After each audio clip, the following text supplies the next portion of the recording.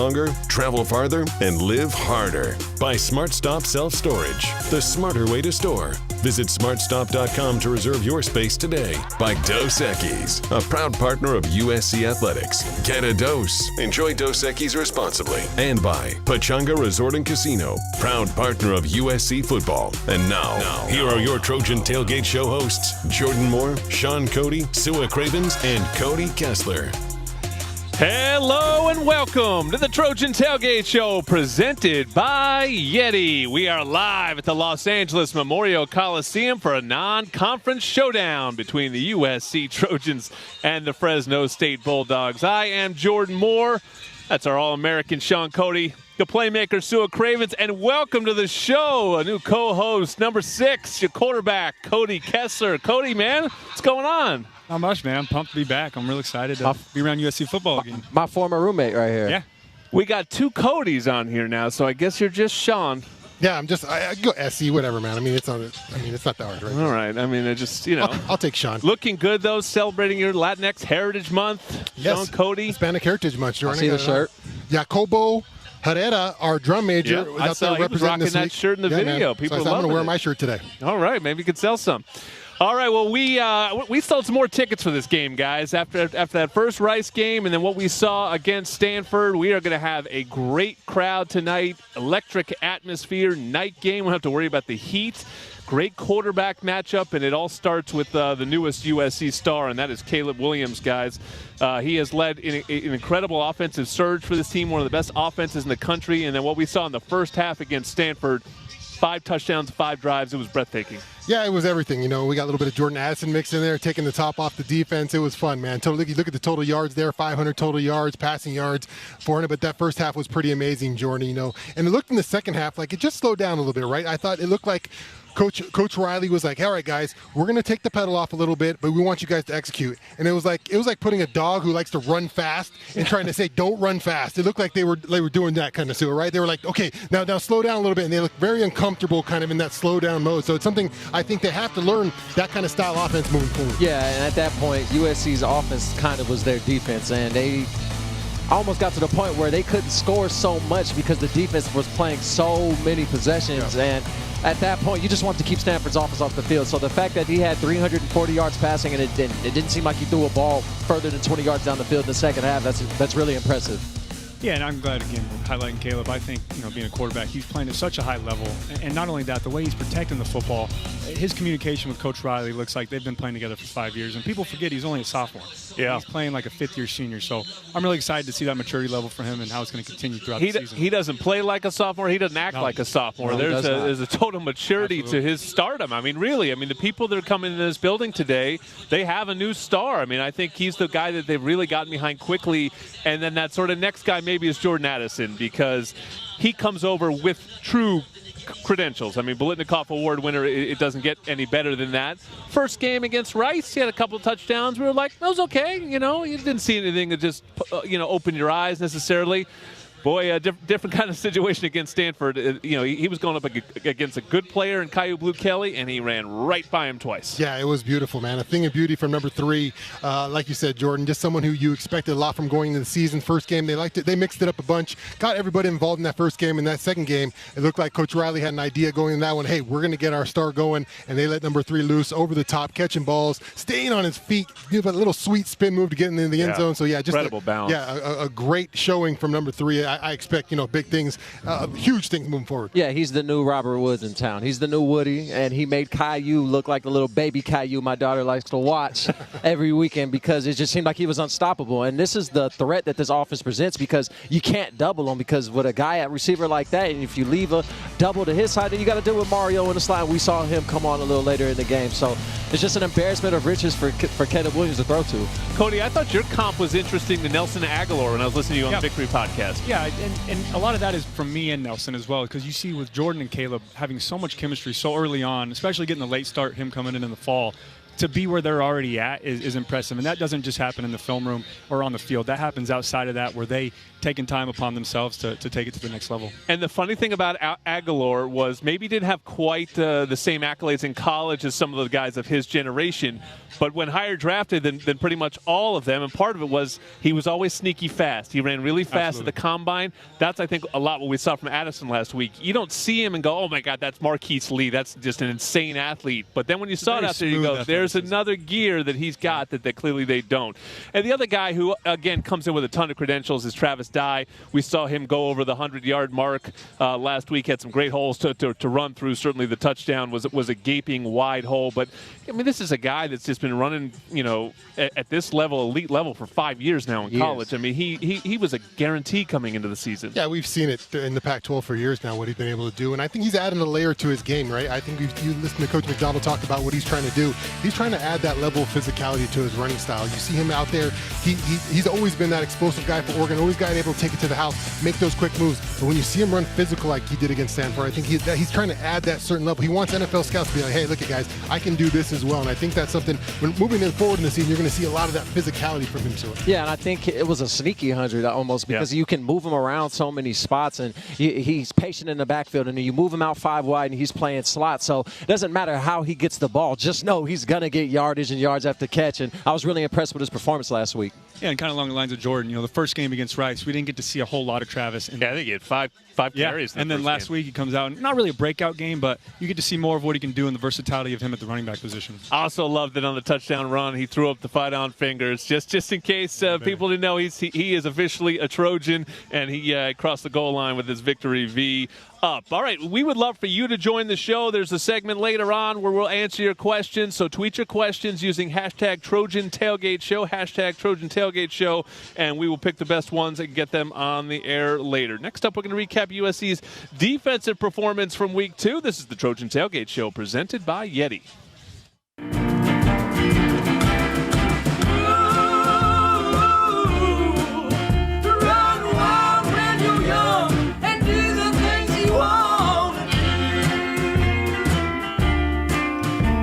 My name is Melissa Ward. USC, United Airlines, and the Los Angeles Memorial Coliseum are coming together to help veterans who are small business owners in the LA community. We are giving away $25,000 to 4 Southern California veteran business owners.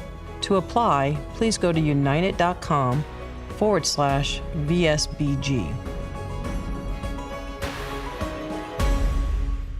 We get to play in one of the great stadiums in the world. First thing you got to do to become a great program is protect home. The energy and atmosphere, and here you are right in the heart of LA. Nothing else like it in our game. There's nothing that compares to it in college football. We got to have that place packed, man. I mean, that place in that setting, this school, this history, come on, man. That's as good as it gets, so we're going to get it back.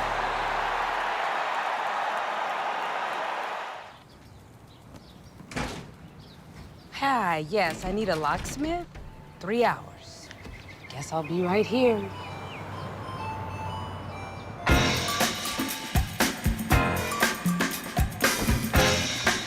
Oh, nice. 2% cash back, right? And it is saving the day right now. Good afternoon. It was. The Wells Fargo Active Cash Visa Card. That's real life ready.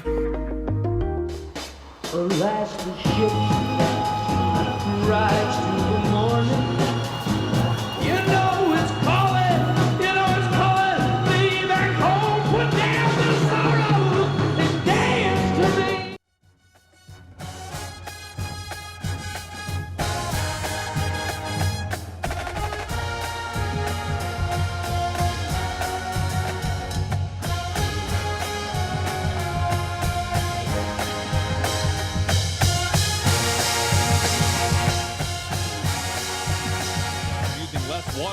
but it's time to step up our efforts and conserve even more. Check out the various rebates and programs at ladwp.com/save. That's ladwp.com/save.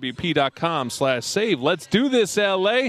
Beautiful night in Los Angeles, or evening now. It will quickly turn into night, and we will play under the lights, USC and Fresno State. Jordan Moore, Sean Cody, Sue Cravens, and Cody Kessler. And let's talk a little bit of defense. I feel like that's been the talking point so far this season, or there's more questions and intrigue on that side of the ball. The thing that they have clearly done well, Sean, is turn it over. And I thought they got 4 more last week. They're now at +8. The offense hasn't turned it over at all, so they're number 1 turnover margin in the country per game.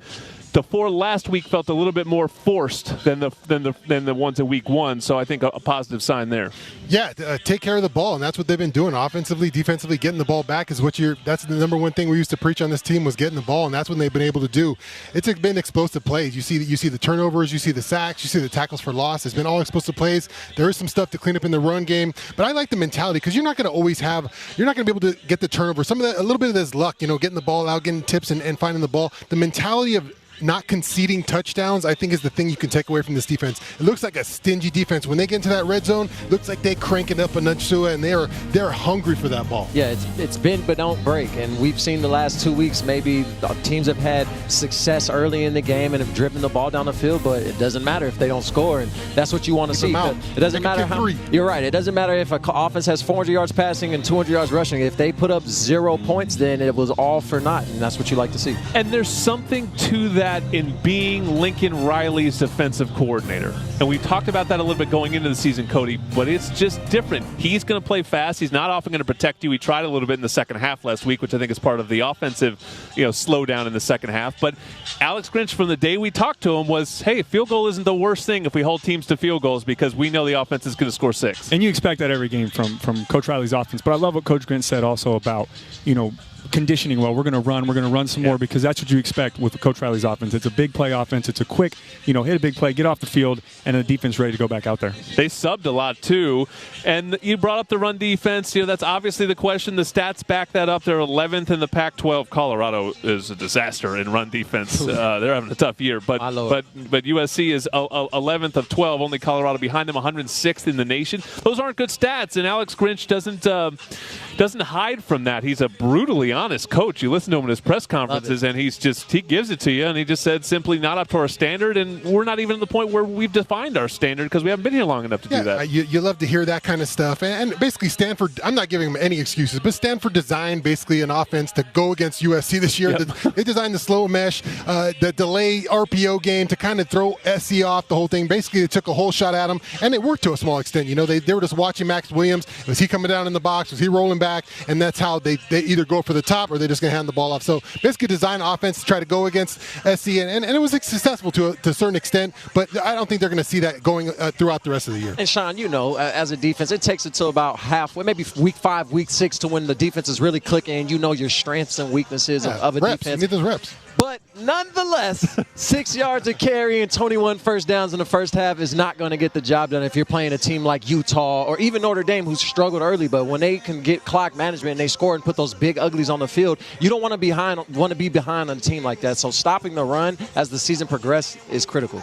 And to piggyback off that, what you said earlier as well is you can't live off of those turnovers. Obviously, there was 2 times in the game against Stanford where both on the 1-yard line resulted in turnovers. Now, if that doesn't happen and they score, we're looking at a different game in the second half. But, again, I love what Sue said. It's a bend, don't break defense, and I think they're really coming together in the Coach Grinch scheme. Well, one thing that's fun about being Lincoln Riley's defensive coordinator is you're often playing with a lead, and then you can let that pass rush loose, and that's been pretty good. The first in the Pac-12 in sacks so far this season. That's what's interesting. You look at these defensive, like they're tops in turnovers, they're tops in sacks. There's some good playmaking stuff there. There's some issue with yardage, but the sacks, I think really stand out because there's going to be plenty of times where they're going to be able to turn it loose, and we got to see him get after the quarterback. Explosive plays. That's what Grinch talked about, getting explosive plays. That's sacks. That's fun plays for the crowd to get amped up about. I remember this Coliseum being packed, and if there was a defensive play, it was almost as loud as it when Reggie scored a touchdown. So that's what you want to get this thing back to, is getting those big, huge defensive plays, getting the ball out, getting the ball back for Lincoln Riley's offense. I think it's just fun when defenses are flying around hitting people. And as we've already said it, but as nice as those explosive plays are, it's really just a compliment to the offense, because when the offense scores so much and so often early in the game,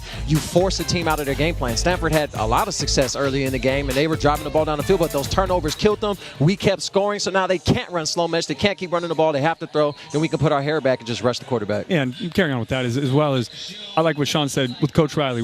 We weren't slowing down the pace necessarily, but when you slow down the pace, it doesn't slow down execution. Yeah. I think that's a great point to make, and you have to be able to play a mental side of offense where we do have the lead. We know this team is capable of coming back. We do have to play smart and take up as much clock as we can. Yeah, they managed the game, and the defense played along. They pitched a shutout in the third quarter. It wasn't until very late when Stanford got a couple touchdowns to make that score look a little bit closer than maybe it was. Trojan fans, get ready for game day. It's here. Shop the Ralph's app for all your fresh tailgating faves. Ralph's is a proud partner of USC Athletics. When we come back, we're going to hear the offensive game plan. We've got Cody Kessler here, the quarterback, to break it all down. This is the Trojan Tailgate Show, presented by Yeti. Tommy True.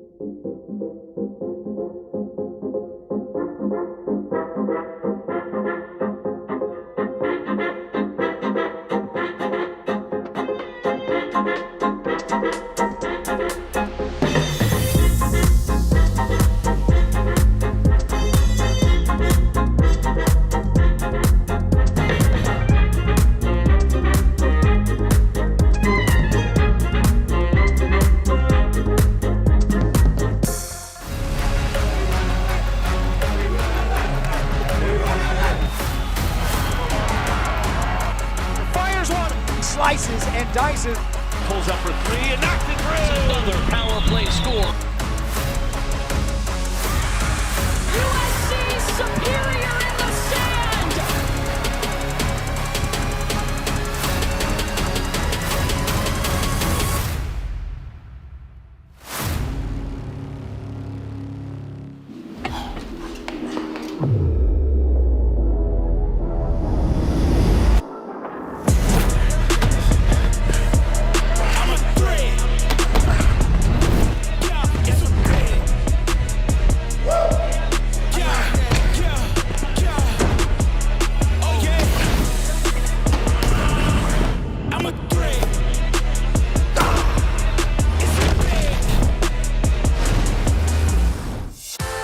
Rediscover your perfect combination at Pechanga Resort Casino, where you can be an impact player,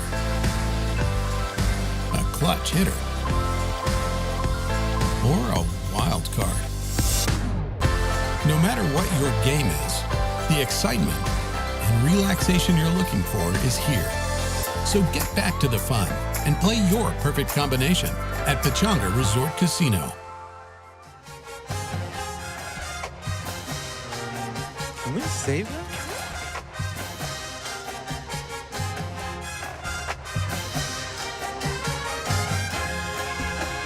Back on the Trojan Tailgate Show, presented by Yeti. Jordan Moore, Sean Cody, Sua Cravens, and Cody Kessler, who now is ready to give us the offensive game plan.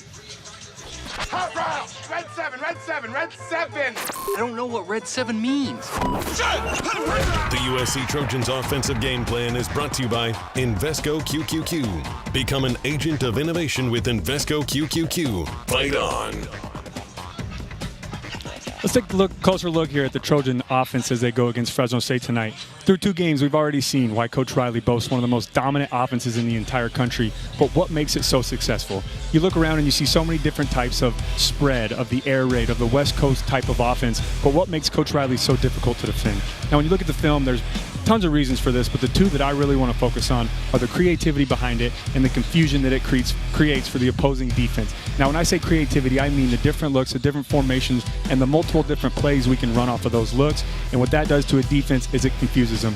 And Sean and Sua will tell you both that when you're a defender and you're slow to your read, if you're slow to the keys, if you are confused when you're on the other side of the ball, it gets a little bit difficult, especially with the speed and athleticism we here have at USC with the perimeter players in the backfield. But this first play I want to look at here is against Stanford. This is the play where Jordan scores it down here at the bottom. I want you to take a look at right tackle Jonah Mannheim, as well as right guard Justin Dedich and Travis Dye here in the backfield. At the snap of the ball, you're going to see the right guard and right tackle pull or counter across the formation, and at the same time, Travis is going to do a great job of selling the fake from right to left. Now, if you stop it again, what does this do to the defense? You're reading your keys. You see them pull across. You now have 8 Stanford defenders either on the hash or on the opposite side of where the play is going to go down here to the bottom of Jordan. And now if you continue to watch the clip, Caleb does a great job of flipping his hips real quick, getting an accurate ball to Jordan, which allows him to get the ball and make a play. But there's 3 guys I want to highlight really. Down here at the bottom is a very selfless play by Mario Williams, staying on his block, allowing his teammate to get upfield and make a play. But me being a quarterback, I got to highlight my offensive linemen.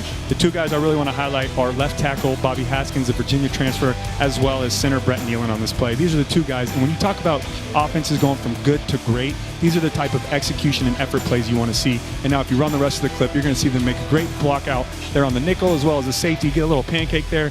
Jordan does a great job putting his foot in the ground, getting upfield and getting 6. Now as a Stanford defender, you come off the field. Hey, coach, what did we see? We saw right guard, right tackle, pulling across formation. We bid on the run. They got us, right? So when you see a play successful once, especially one that goes for a touchdown, you expect to see it later on in the game. Now the second clip is just off of that. We're going to have a little bit different formation here. It's going to be a 3-by-1 once we get the clip up. Yeah, this is the type of creativity, Einstein-level creativity that we're talking First day, about I got to. before. Okay, well then I'll explain it. Okay, here we go. This is not the clip. But anyways, we're going to have a 3-by-1 formation. We're going to have a tight end, 2 receivers to the left. You're going to have a single receiver to the right, and Travis Dye in the pistol formation right behind Caleb.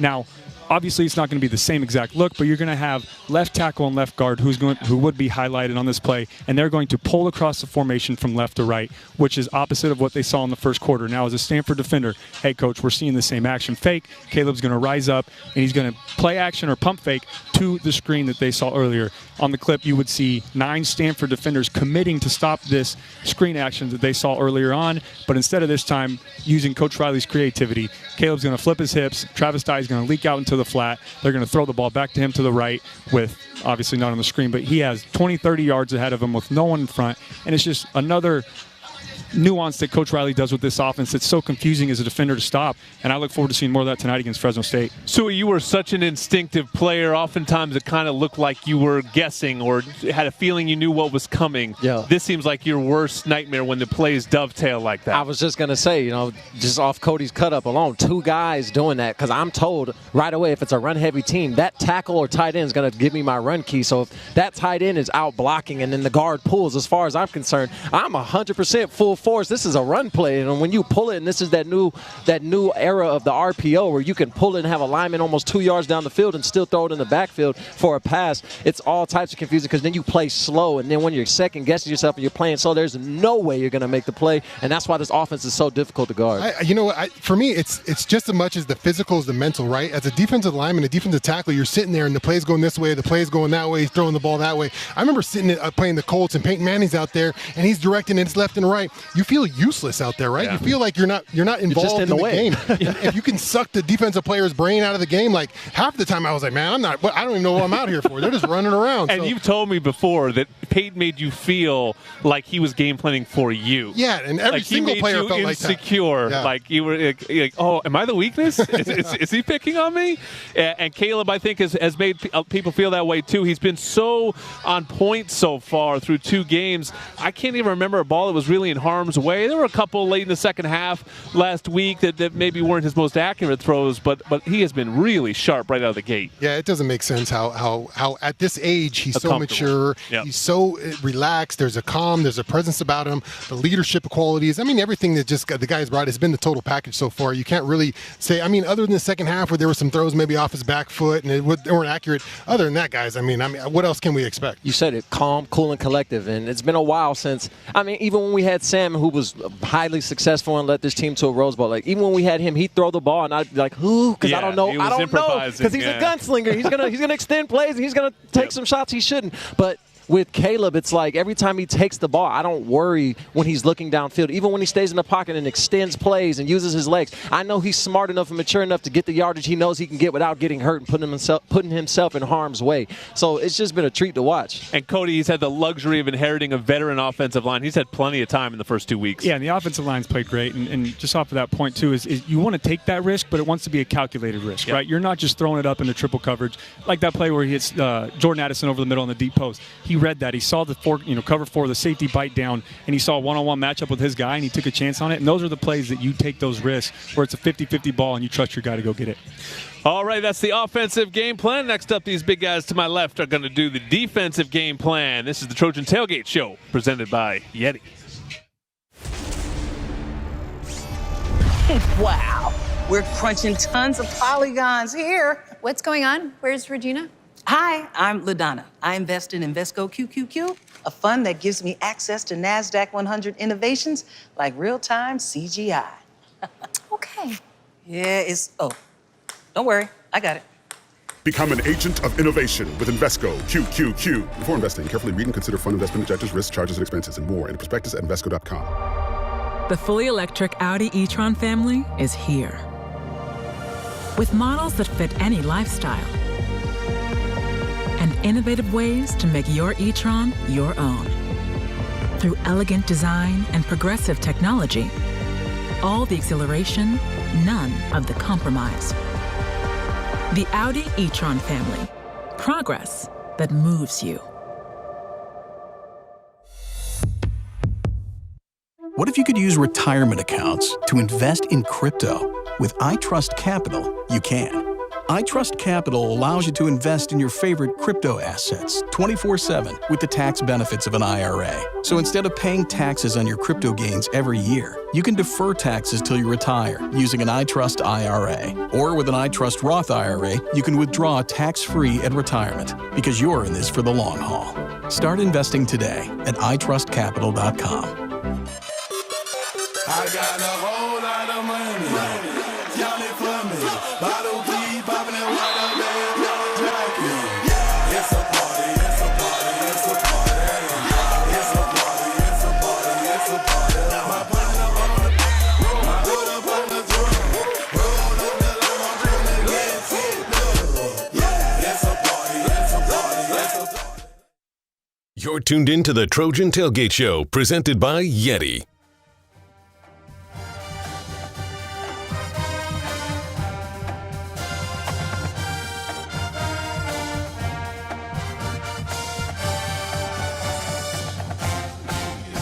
Those are just facts. That keg may be tapped.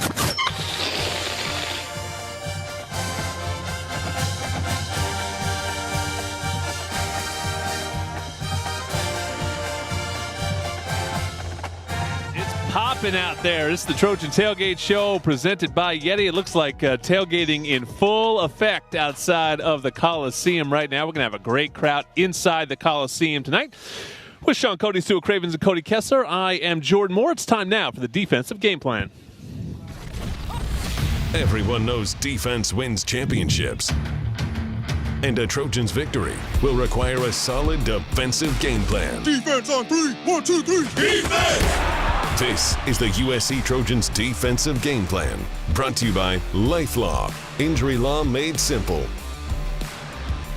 Okay, everybody, so up to this point, we've heard how great this USC offense is, and we've not only heard about it, we've seen it with our own two eyes. They've stacked up 2 large wins with an offense that looks almost unstoppable. But in order for these Trojans to reach a national championship level and make the playoff, they're going to need their defense to come along too, and that requires big-time players in big-time games to stand out. You need leaders, you need accountability, you need to tackle, obviously, but you need to play as one. And there was one guy in particular that stood out to me last week. I actually think I chose him as my impact player, maybe week 1 or something like that. But that controversy. That, nonetheless, this man Max Williams came out to the farm and showed himself off. This man was popping up in every single play on film. He was tackling in open space, and he had 2 major plays that I'm going to show you right here. The first play, Stanford's offense is driving early, and as a quarterback, Cody, you see too high, you think you have the middle of the field open. Absolutely. And when you are blessed with the talent that we are blessed with, and you have a basketball body on the defensive side of the field with a guy like Gentry, who's almost 6'6", 6'7", you can put him in the middle of the field and make him your middle run-through player when you run cover 2. So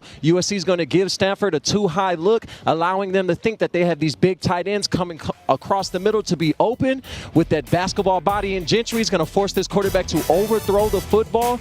leading to picks, tips, and overthrows. This defense has been opportunistic in all of these opportunities that arise when it comes to these tips and overthrows, and it's the reason why we're the #1 turnover defense in the nation right now. Let it play. Gentry is going to be the middle run-through player on this tight end. The quarterback has to overthrow it to get over that big body, and then my boy, Max Williams, gets a nice little pick right here and returns it for a nice game to set up this USC offense. When you have plays like that, the offense is already unstoppable. When the defense is playing like that and aiding this already unstoppable offense, how do you game plan for this? Now, this next play is simply all about Max. He comes down. This is a touchdown. This is no way should this be a USC turnover, but instead, he uses his physicality, his smarts, knowing that heels on the goal line. We have to get a stop right here. He comes down, sets the edge, and not only makes the play, but puts a hat on the football, causing a fumble. The USC Trojans rally to it, and we get another turnover in the red zone.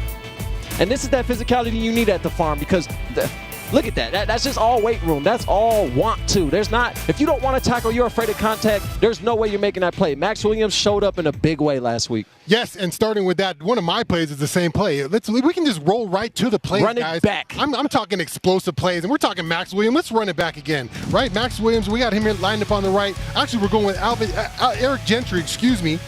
He's lined up Alvin here. Gentry, no relation, but great coach. He's going to run across the formation here and lay the smackdown. 18, we're talking big plays. We're talking laying the hammer. Cody Kessler, that's what we do on defense. Lay the hammer. Put the shoulder right into him. Just big play after big play. Roll the next one. I know we got some more big plays Run up it there. back. We're playing explosive plays. Look at, who we got? It's Tuasi Nomura. Who we got sounded like a rhetorical question, but you were actually asking. It's Tuasi Nomura. And Go at ahead. 44, he comes across and boom, falls out. Hey, that's 2 more steps. That's a forced fumble. That's what they're teaching on this defense. Let big hits. Shoulder, run to your feet, pick them up, get them off the ground, get that ball out. That's what we're doing on defense right now, Jordan. We got another one up there. Let's roll. I could do 6 more of these. Run it back. How many more plays do we got? We got another. What we got? 4 men. This is my favorite play on the tackle. My man Nicky Figs, left defensive end here, comes off the ball. Big third down here. That's the hump move. That's called the hump. No white tees the hump in the move. club. Boom. Then they just smack down on the quarterback. Do a little sack dance. Fall down. Run that back. Do a little sack dance and fall down again. Number 99, Nicky Figs, getting it done on defense, man. That's exciting plays, explosive plays. That's what we're getting here. You got any more? Man. I don't. I'm ready to go out and tackle right now. Run it back. There's another one. This one's Max Williams. We There saw you go. with Sua. This is the one we showed. We saw with Sua already. Does a great job here. He reads the mesh point. He's waiting to see what he can see in the backfield. He sees the running back, gets the ball. He's coming downhill right now. Does no hesitation. Throws that shoulder in him. Gets the ball out. Somebody jumps on the ball. Let's run it back. Let's see it in slow motion. Slow motion. Even better, Jordan. Look at that. Get the ball out. That was Waterboy-esque. I mean, you can't big plays, big hits. This is what defense is about, man. That's getting people fired up. That's how you change a culture of defense. 100%. And that you took the next topic. We can just scroll right through because physicality. We start talking about what's different about this defense. People are hemming and hawing. Oh, it's the same as previous years. There's things we're seeing that are clear improvements, and you just showed a ton of them, and one of them for sure is physicality. The other guy I wanted to get to is Mekhi Blackman-Sua. I thought he was a stud last week. You go out in the transfer portal, you got yourself a shutdown corner. Yeah, and I said it before the game. Stanford had big receivers, and they're going to try jump balls in the red zone. And the first jump ball he got, not only did he get a PBU, he tipped it up to himself and had the train of thought to make a play on it and almost return it for 6. Yep. He owes me $20 for not taking that for a touchdown. But anyways, to play boundary corner like that, especially in the red zone, and you get against these tight ends that are 6'3", 6'4" receivers when you can't touch them, you can't even look at them funny or there's going to be a flag on the field. And to make the plays he did, he had a few holding calls where he needed to clean it up, where he didn't want to give up touchdowns. I understand that. But nonetheless, solid performance, and he's going to have another big test tonight. Even though, as Lincoln Riley said, I hope he plays like that every single time. That's great technique. That's how you have to play against bigger receivers. He was not bothered at all by the pass interference call on Mekhi Blackman. All right, we're going to do a little audible. We've noticed, we got to improv up here, too. Remember, you can join the show with hashtag Trojan Tailgate Show and ask your questions. But our tunnel captain this week, we want to talk about instinctive players. Lofa Tatupu, he is scheduled to join the show next. This is the Trojan Tailgate Show presented by Yeti. Tell me true.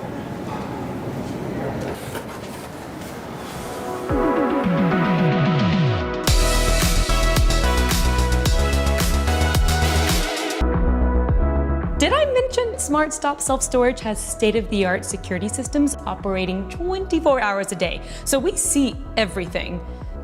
Everything.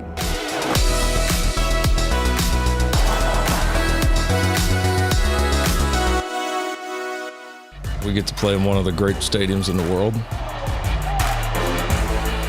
First thing you got to do to become a great program is protect home.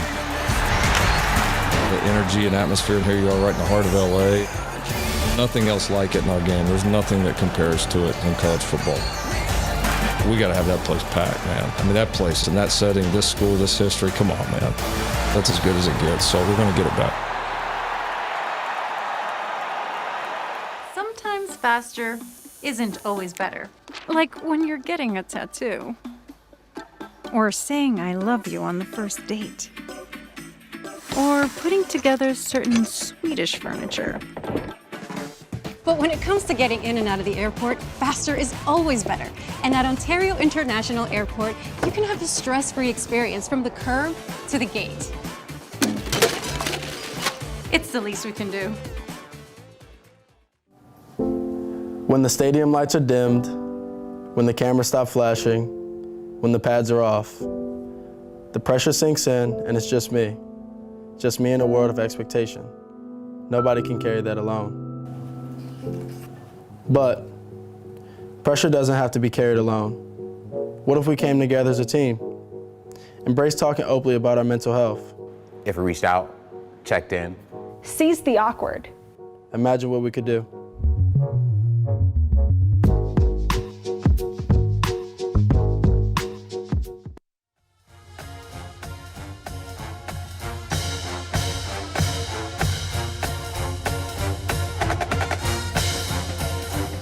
Welcome back to the Trojan Tailgate Show, presented by Yeti. Some things in life just can't be described. To truly understand them, you must experience them yourself. Join us at Terranea Resort on the beautiful Palos Verdes Peninsula, Los Angeles Coast Hidden Gem. For details, visit terranea.com. I know I said Lofa was next, but I was just kidding. I mean, we're all just having fun here. Maybe Lofa will be the next segment, but he's coming at some point. Right now, we're going to hear from Nick Figueroa because he's this week's Impact Player. The Impact Player of the Week. Brought to you by Terranea Resort. Some things in life just can't be described. To truly understand them, you must experience them yourself. Join us at Terranea Resort on the beautiful Palos Verdes Peninsula, a hidden gem on the Los Angeles coast. For details, visit terranea.com. Let's go! And now, the Impact Player of the Week. All right, Jordan Moore here with this week's Impact Player. It's our guy, Nicky Figs. Nick Figueroa, Sean's favorite, and he got on the sack board last week. Whole pass rush got going. What did you think about the way the D-line attacked the quarterback at Stanford? It was really inspiring to see our guys get after it, and thanks for having me on this week. It means a lot. It was inspiring to see our group get after it and encouraging for the weeks coming up. We know every week got to keep building on top of it, so it's nice to see us get after it a little bit this week. What are you looking to improve? Coaches sort of talked about the good's been really good, the bad's been kind of bad as a defense as you grow into this system. Where are you guys looking to improve week on week? Just that intentful work and having, every time we step on the field, the mindset that, good is not good enough. We got to aspire to be great. And just like you said, that great has looked great at times, and then that bad needs to get raised up so that we're always operating good, operating great. I think we need to bring that out onto the field, and if we work on that and continue to have intentful work, put the good things behind us and keep working on what the task at hand, we'll improve a lot week after week. Well, Rice and Stanford, you actually face two pretty similar offenses that come from the same roots. Fresno State's a whole different deal. They got a gunslinger back there in Jake Haener. He's top 5 in the country in passing.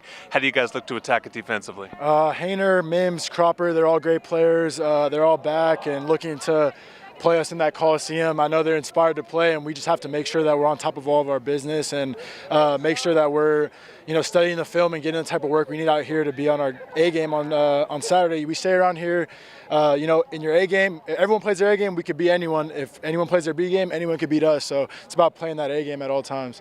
Lastly, the veterans on this team, you've seen a lot. Not all of it's been good, and this is such a great start to the season. So many positive vibes around this program. How much do the vets want to keep this going? Want to close your careers the way that you imagine they would be at USC? I think everyone's just inspired, and whether it's the old guys or the new guys, we've we had a couple of seasons where we started out hot and cooled off, so we know what it's like keeping your head down and keep working, plus all the work we've put in on the back end this season.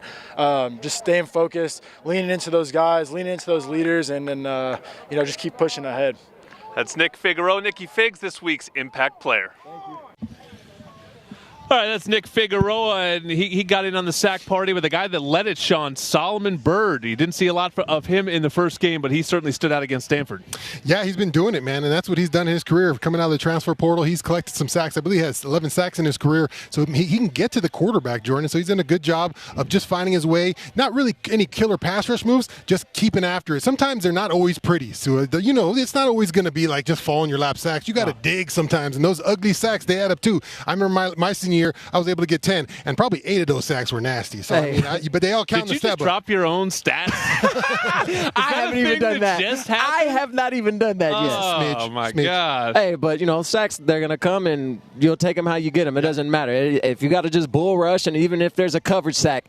A sack is a sack no matter what it looks like, and this defense is going to have plenty of opportunities with how much this offense scores. We got to get out of here real quick, but take us through Tuli Tuipulotu, 4 tackles for loss last week. He was a wrecking ball on the inside of the defense. Absolutely, and he's been great all season. He really showed his dominance last week, and I'm excited tonight. This is an offense that loves to throw the football, so when you're talking about sacks, you're going to allow the D-line to pin their ears back, the linebackers to pin their ears back and come after Jake Hayner and make them uncomfortable all night. Sack lunch. All right, now we have Lofa Tatupu. He's going to join the show next. This is the Trojan Tailgate Show presented by Yeti. The right way to top a sub is with real red wine vinegar made from red grapes and no food coloring. And the right way to film it is in slow motion. Obviously. Because authentic ingredients make a sub above. My name is Melissa Ward. USC, United Airlines, and the Los Angeles Memorial Coliseum are coming together to help veterans who are small business owners in the LA community.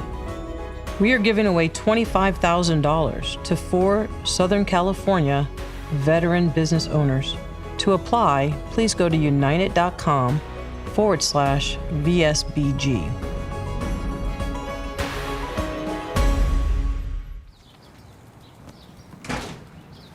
Hi, yes, I need a locksmith. 3 hours. Guess I'll be right here.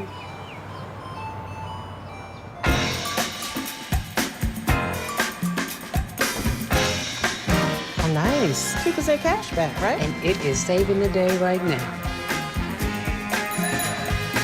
Good afternoon. It was. The Wells Fargo Active Cash Visa Card. That's real life ready.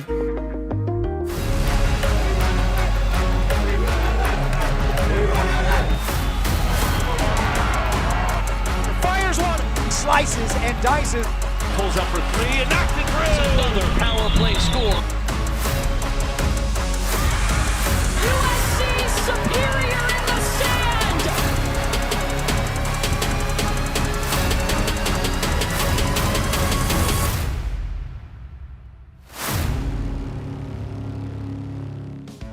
Getting that perfect slice is satisfying, fulfilling, and rewarding too.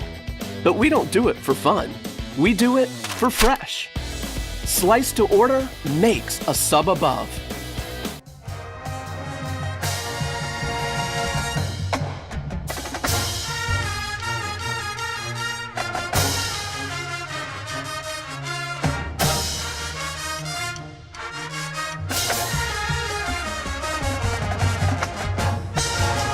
Sun's going down, the lights are coming on inside the Coliseum. USC and Fresno State, a primetime showdown. We got the Trojan Tailgate Show presented by Yeti to get you set for kickoff. Jordan Moore, Sean Cody, Sua Cravens, Cody Kessler, and look at the man in the middle. We got our inside linebacker, the great Lofa Tatupu. Big Oos. What's up, baby? We were talking about instinctive linebackers. It does not get any better than Lofa, an all-time great. Made Sean look good all those years, man. How's it feel to be back in the Coliseum? I mean, it's amazing. I mean, just where the program is right now, to be back. A lot's changed in 20 years. We got a bookstore. We even got a library. It's crazy. Lofa, tell us about some of your favorite moments in this building, man. You had quite a few. This place, when we started here, wasn't as packed, and then you got to pack this thing up, man. Take us through some of those great moments in USC and Lofa Tatupu history in this place, man. I mean, I can't really pick one out because we never lost, you know. So flex. yeah, I'm just saying. 26 games, 25-1. We did have one blemish, in triple overtime. Not gonna talk about that. Yeah, we don't have to talk about that, right? But so it's amazing to be back. It's been electric. The excitement about USC football, the defense. Sean, and Sue, I know you guys can appreciate taking the ball. We're number one. Number one rule. What's the number one rule, Lofa? There was a couple, but on defense, it was all about the ball, baby. Lofa, let me be the first to give you your flowers because guys like you and Sean are the reason why I came to SC. You know what I'm saying? So you won't get too many flowers up here with guys like Jordan and this man over here. One of my all-time faves. I'll give you your love. You're one of the reasons I came to SC. But, seeing how they've played so far, and I know Notre Dame has struggled, and I know Utah, they lost that early in the season. But who do you think USC's toughest opponent will be this year? Ourselves. I really think that's the caliber of talent we have. I think that it always came down, Sean, you can echo this sentiment. Like, it was always every Monday through Friday we were battling each other. And, it got intense. But that was the only thing that got away. And that's really the only thing that can get in the way. And when you come into games like tonight, Fresno State offense averaging over 500 yards a game. Yeah. You get more excited going against such a successful offense, or are you a little more hesitant, held back? How would you treat it when you approach this game? Oh, never hesitant. I mean, we going, boys. We shooting, man. And so I'm excited to see what happens. Just turnovers. Like the turnover margin, I believe when Sean and I played, I think we were plus 19 and I think plus 21. He said thinks. He knows. He knows exactly how many. Two of these guys dropping their stats. Trying to be humble. Come on, man. You can't act like you know. You got to pretend like you didn't know. So, and that's a thing that really translates to wins. So, again, I'm excited. I can't wait to see them let it loose today. But you're giving us an inkling already into your mind. You just have a special kind of mind. Russ Romano, the longtime athletic trainer here, was telling us about you could look upside down, you'd be on the training table, and you could tell what plays were coming. The famous story, of course, the Oklahoma Orange Bowl is you calling out every single play that Oklahoma ran before it happened. Is that film study? Is that just the way you approach the game? Where did all that come from? It's definitely film study. And I guess when it came to football, I had a close to photographic memory, but it doesn't happen without great players. I had 8 first and second round picks in front of me. That helps. And then I had one of the all-time great, which I don't think gets enough love, Matt Grudegood. Yeah, right next to modern day. So, yeah. So, I mean, that's – but film study is pretty much we had a whole month to prepare for the Orange Bowl. Yeah. Yeah. That makes a lot of film. It's a lot of breaking down a lot of film together. Well, I watched their whole season and then also dated back to all their Rose Bowl against Washington State and another bowl game that they had. Yeah, it was the details. It was something serious, awesome. Jordan, to be experiencing that with Lofa just calling out the plays like, all right, I can just take off right this way. Lofa told me the ball is going right here. So those moments were magical. I remember getting to the NFL and I was waiting for the linebacker to, are you going to tell me where the play is going? Left, He's right? joking. He's right? joking. No. And that, as a quarterback, that's absolutely terrifying, right? I was going to say, it's not so much fun for Jason White. It sounds great on the defense. He was in trouble early in that one. Yeah, the defensive guys are excited. One of the originals of the transfer portal himself. Yes. Lofa. What's your thoughts on the old transfer portal? We got quite a few faces. You were one from old Maine coming here to USC. What's your stance on the old transfer portal? I love it. It's kids are getting a chance at free agency early, and it's just in terms college football in the NFL for all of us was a dream since we were 7-8 years old. I know that's watching my dad, who was also a former Trojan. Legacy. And that's really where it started. And so I don't know if I would have made it out of Maine running a 4.85 40. I don't care if you make 200 tackles. There was not a lot of guys going to the NFL from that league. So I took the chance, and luckily SC took the chance on me, and it worked out for both. It worked. Loaf, I know it's early, but with all this momentum the city has, and with all this excitement surrounded by this USC football team, is USC officially back? Oh, I don't. The one thing I did love about Pete when we were playing, Sean, was it didn't matter. We used to schedule tough non-conferences, which is what we have today. But we scheduled Virginia Tech, we scheduled Auburn. First game. Yeah, all the big schools, right? And it gave us a real kind of test to tell us where we were at. And so I think today is really where we find out if SC's back. If we handle business today, I think we're back. Agreed. Just so people know, just give them a look. That's a fired Jeff Trepanier jersey. Oh. I mean, let everyone see that as a basketball guy. Not in the student store. We got to not in the student store. In the student store. We got to shout out to Trepanier, one of the all-time electric athletes you will ever see. Also, of course, the great number of the late Ryan Francis. I don't think they wear 12 anymore after Ryan. So pretty sick jersey. Lofa Tatupu. You ready to be tunnel cap tonight? You going to get these boys? You going to get this place jumping? Fired up. I can't wait, man. Oh, yeah. We got the right guy for the job. Lofa Tatupu, the All-American. Thanks so much for joining us on the Trojan Tailgate Show. We come back. We're going to get the Fresno State Scouting Report. This is the Trojan Tailgate Show presented by Yeti.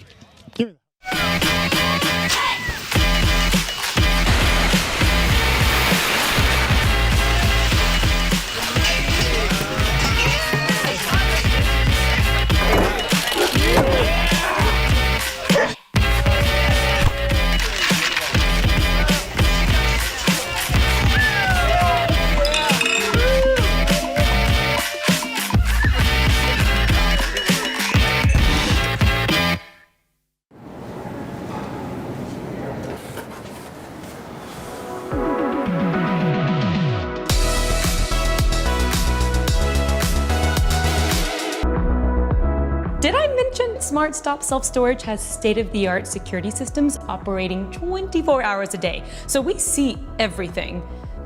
Everything.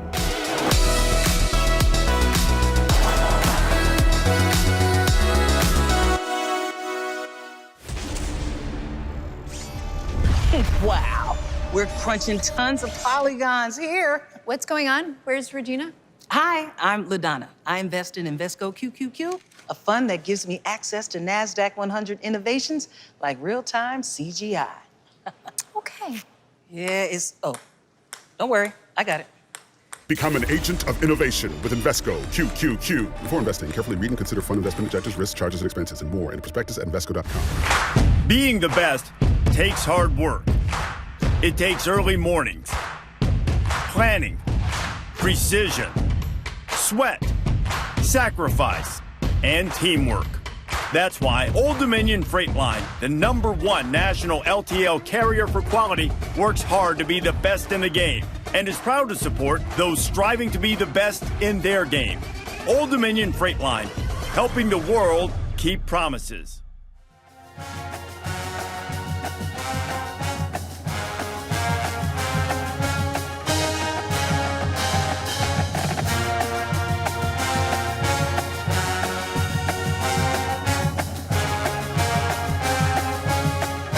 The Trojan Tailgate Show presented by Yeti. Jordan Moore, Sean Cody, Sue Cravens, and Cody Kessler starting to fill up a little bit in here. People slowly trickling in. We still got plenty of time till kickoff. Just over an hour until USC and Fresno State will get things going. Let's learn about Fresno State in this week's Scouting Report. It's time for the Scouting Report. Brought to you by Stone Brewing, proud partner of USC Athletics. Now, we're going to help you get to know today's opposing team. Man, we've been playing against Jeff Tedford since Sean was here. It is he has been coaching. It's funny. We were talking to Lincoln Riley, and there's this whole sort of Texas generation of offensive coordinators and play callers that came up in the air raid system. While all that was going on, Tedford was really the mind of the West Coast. I mean, he got things going in Oregon even before Chip Kelly, and he had Joey Harrington, that great offense. Then he came down to Cal.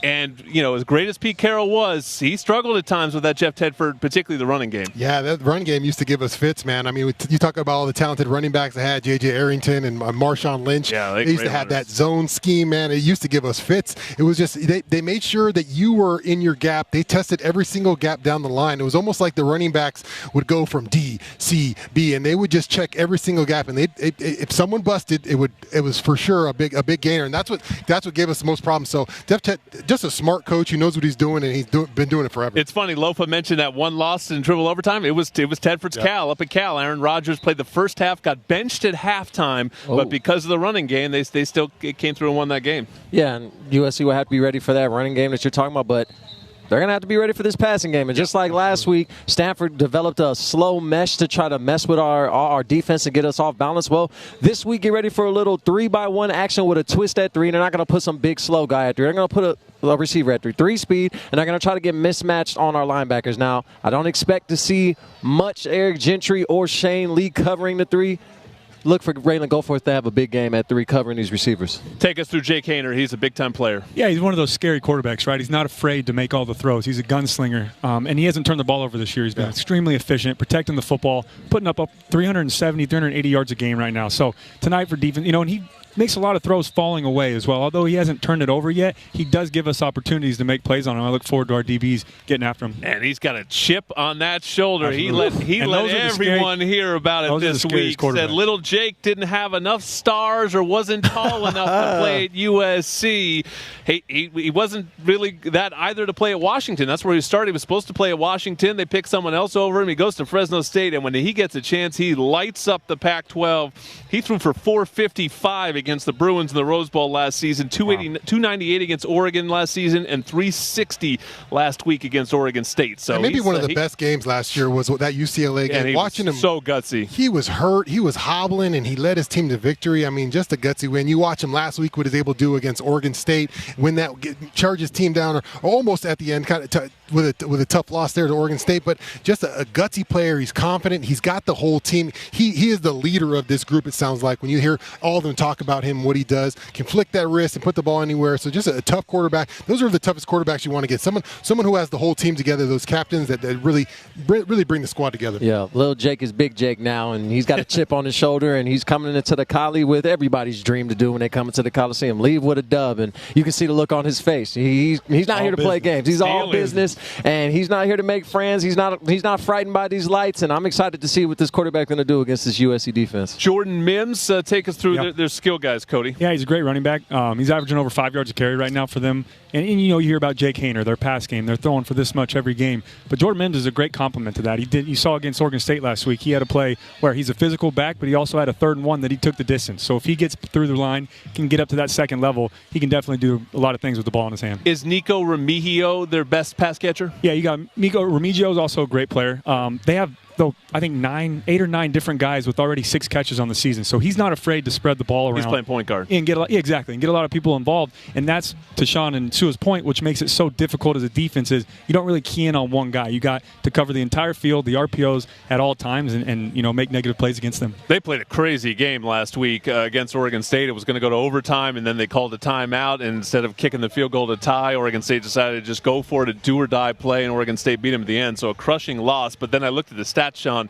Fresno State won every single category. I think there was a couple missed field goals maybe by Fresno State that was really the difference in the end, but they were the better team, which is interesting for USC because you're looking at the next 2 opponents today and the next week at Oregon State. So it was an interesting tape certainly to watch for Lincoln Riley, but Fresno State I think would absolutely be a middle to upper end Pac-12 team. Yeah, for sure. They went toe-to-toe with Oregon State. I thought it was a good battle. Yeah, you could see Fresno State was having their way a little bit with them, and then Oregon State found a way to get that game. Well, Jack Coletto put it in the end zone. So we saw too much of him last year, too. So definitely a talented group in Fresno State. And like you said, anytime you get a chance to come to the Coliseum and you're Ted, you're preaching to your team, you're going all these guys, they bypassed you. They didn't want you. You came up here to our school. Let's go in there and show our best foot. So they're getting a message. I'm sure they're going to be riled up and playing this one. Their D, Sua, what do you see? I mean, that's obviously the weaker side of the ball for them. Yeah, they gave up a lot of points and a lot of yards last week, and I don't think that's going to fare well against this offense. I don't think they have the athletes at the second level to cover our receivers, and to be honest, I don't think their linebackers can run if Caleb decides to leave the pocket and scramble and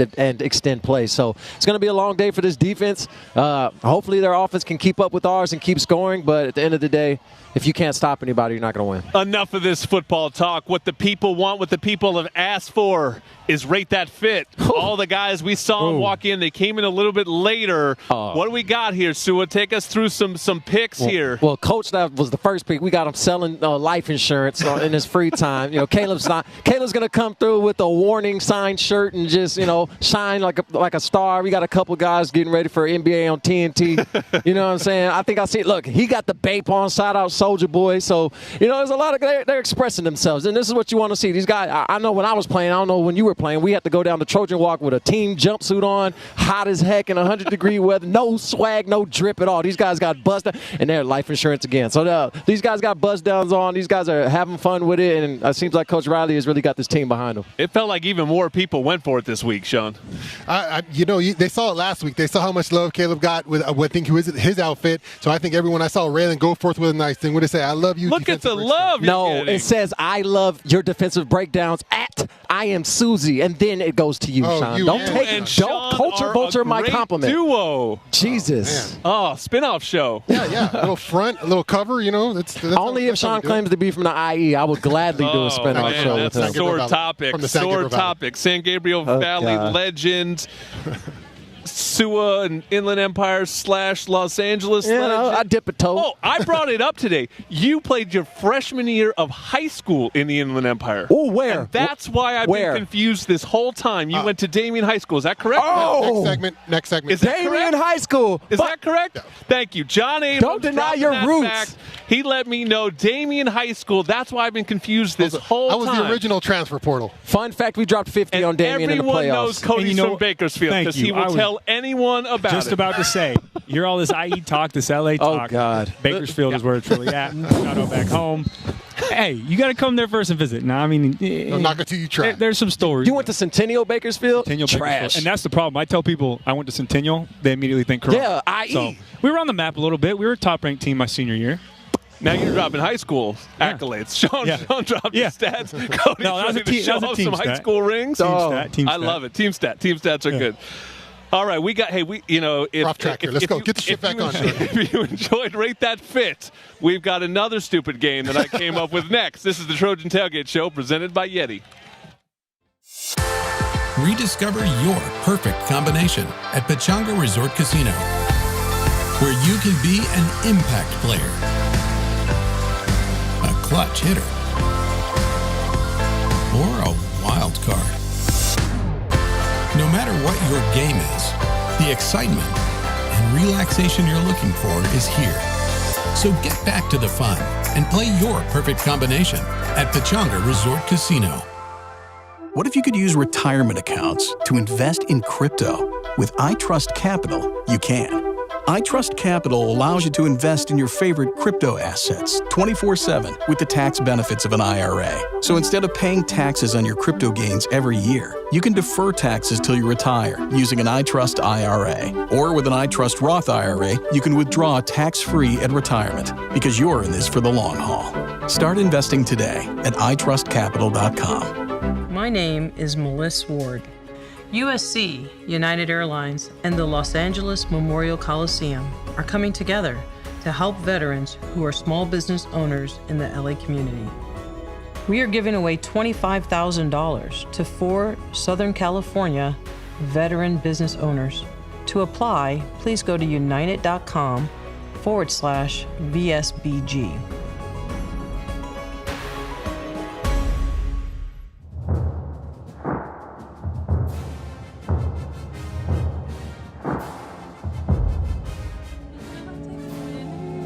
Yeah. Cold hearts and heated floors, no parental guidance, I just see divorce. Therapy sessions, I'm in the waiting room reading Forbes. Abandonment issues, I'm getting treated for. How much water can I fit under the bridge before it overflows? My son's gotta learn that forgiveness is a lonely road. The crib's on his wheel like motorhomes. Love to try and test us like they know what we own.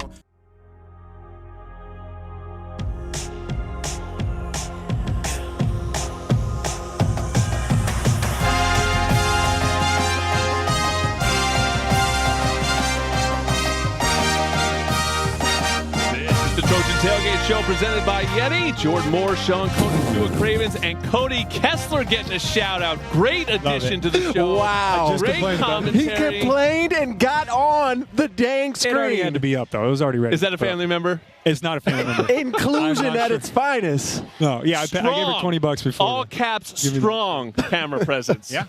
Well done, sir. Well done. Pap.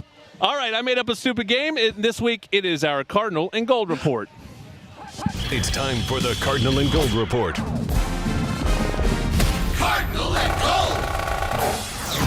Presented by Pechanga Resort and Casino, proud partner of USC football. All right, the game is quite simple. Even Sean can understand it. Sean, can you hold up the paddles? You've got 3 choices to these questions. Your answers can be too early, too late, or just right. Okay, these are big picture topics. There we go. We got the Zoom going. Thank you. Official. Our first topic, Caleb for Heisman.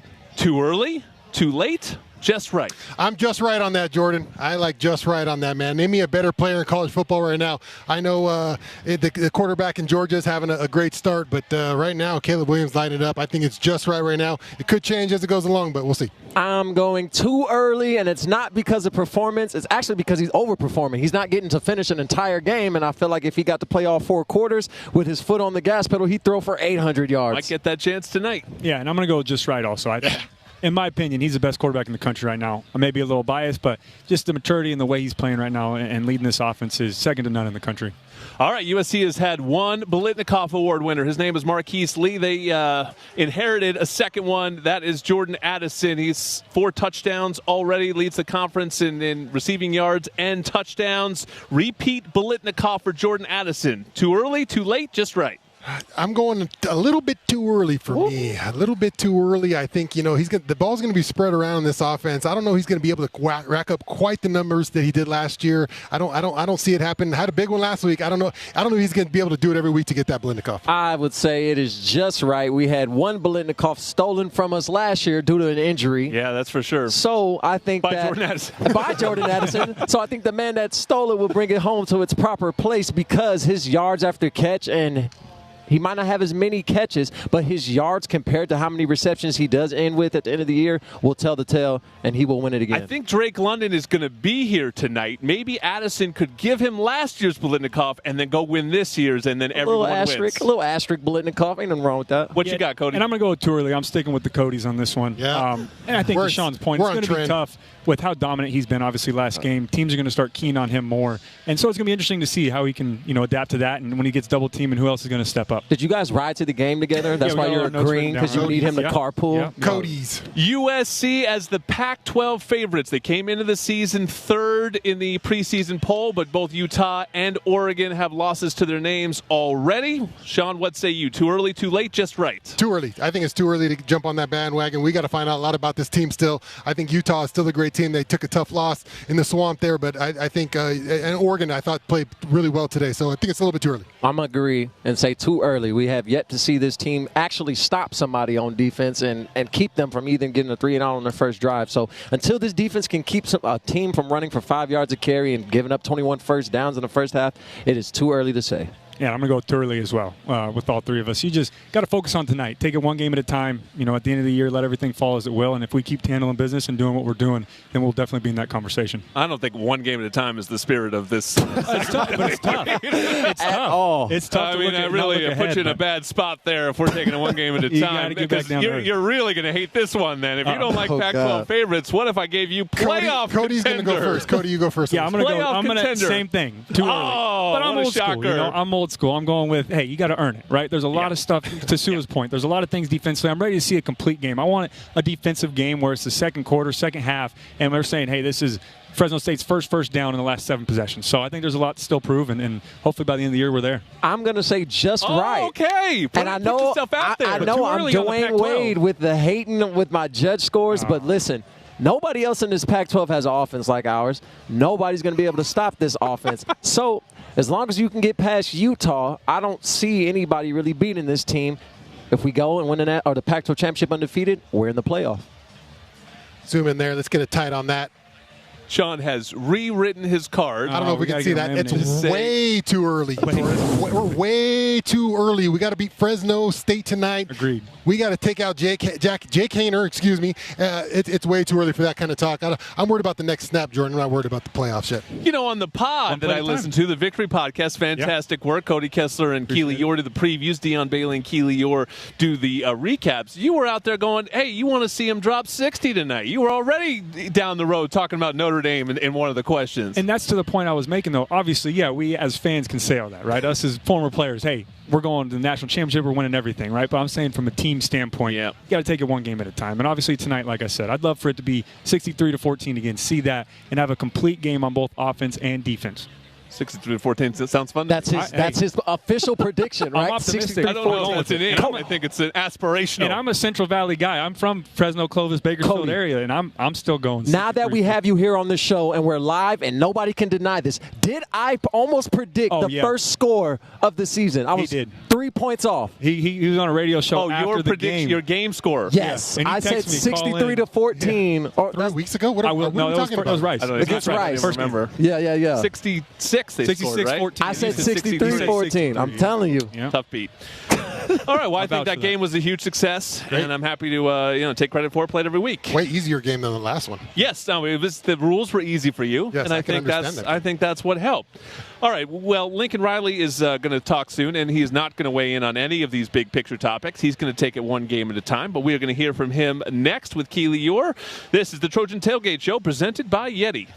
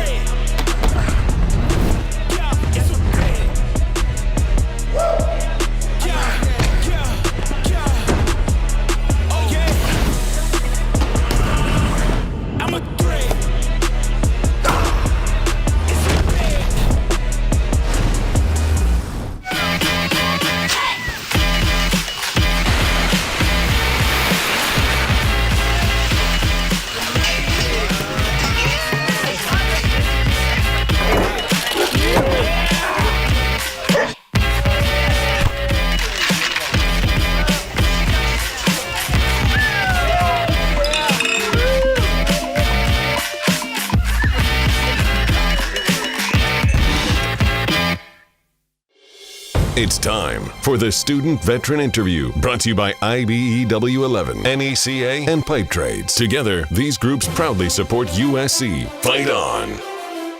I'm Jordan Moore here with this week's Student Vet Spotlight, and it's Cindy Tai who joins us. Thank you so much for your service, Cindy. You served in the U.S. Army as a fire control specialist. What does that mean?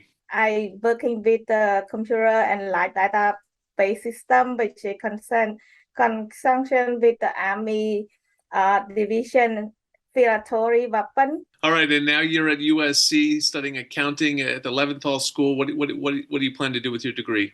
So far, I decided to go to the tax services. When I successful with my career, I plan to create a non-organization which it can support the veteran and also low-income community on their tax returns. Well, that is Cindy Tai, this week's Student Vet Spotlight. Thank you so much for your service and enjoy the game today. Back to the Trojan Tailgate Show.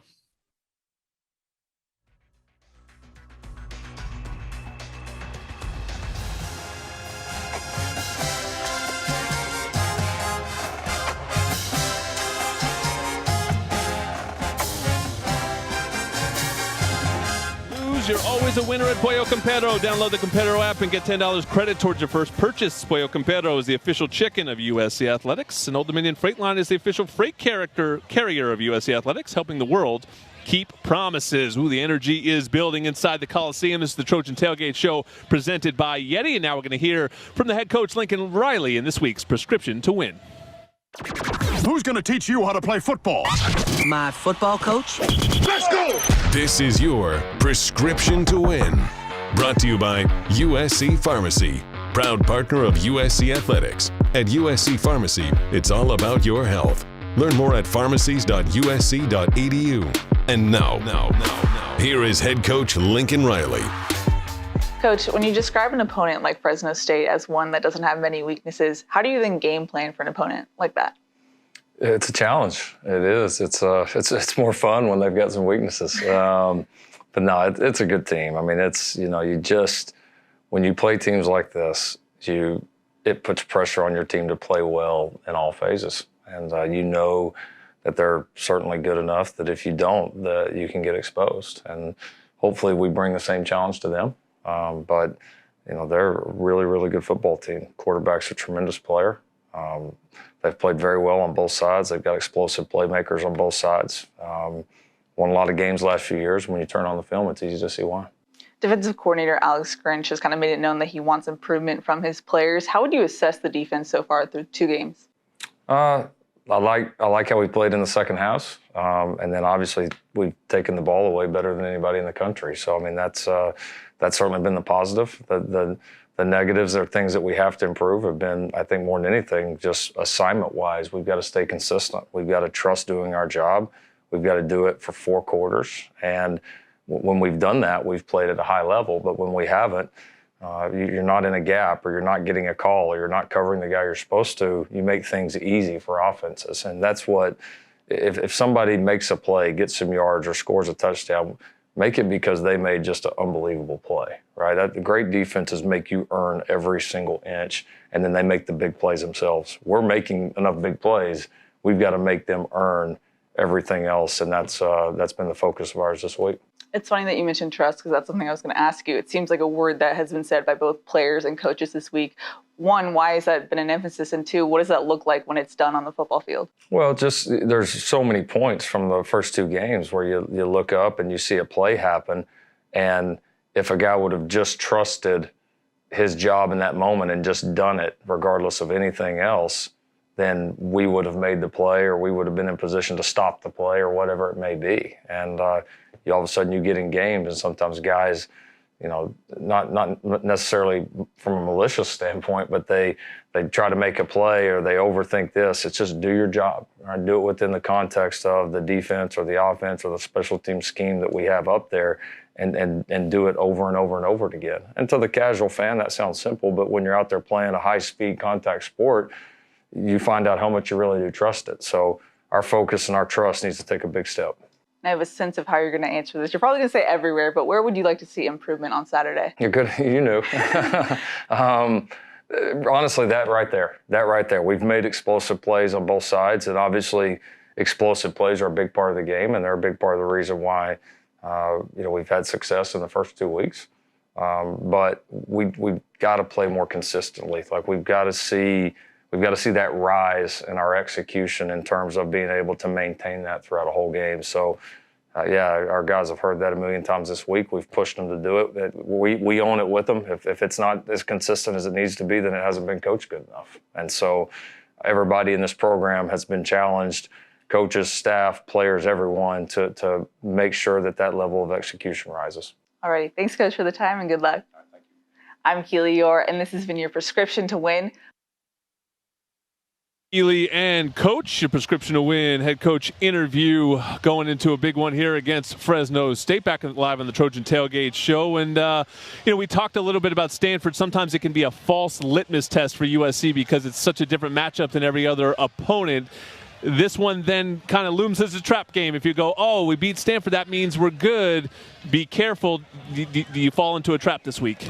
I don't know. To me, the trap game has always been kind of a fan conspiracy on how teams play. To me, it's good teams are able to just play football. It's the next game. It's the next snap. The opposition has always been gray matter to me, right? It doesn't matter who we're playing, Sua. I don't care who we're doing. I'm doing my job. My teammate's doing his job for me. It's all about us. It's not about who you're playing. Obviously, you watch film and you try to learn the scouting report, but it's always gray matter. It's just the next opponent. Here we come. We're coming. We're going to play our brand of football, and you have to deal with it, not us. Yeah, I think a trap game consists of a team underestimating their opponent, because if you go into a game thinking you're better than what you are and that a team isn't as good as what they actually are, then you find yourself down 2 scores in the third quarter, asking yourself, how the heck did we get here? So trap game is really up to this mentality of this team, and we've seen them carry themselves in a mature manner, professional manner, and treat every guy or every opponent they played up to this point as if it's a Pac-12 championship, and that's the way you have to go about things. It might be mentally draining, it might be fatiguing, but you're here to do a job, and that's win football games as a USC Trojan, and if that's what it takes, that's what it takes. Cody, the last time USC won at Stanford, you were the quarterback. You remember the game the next week?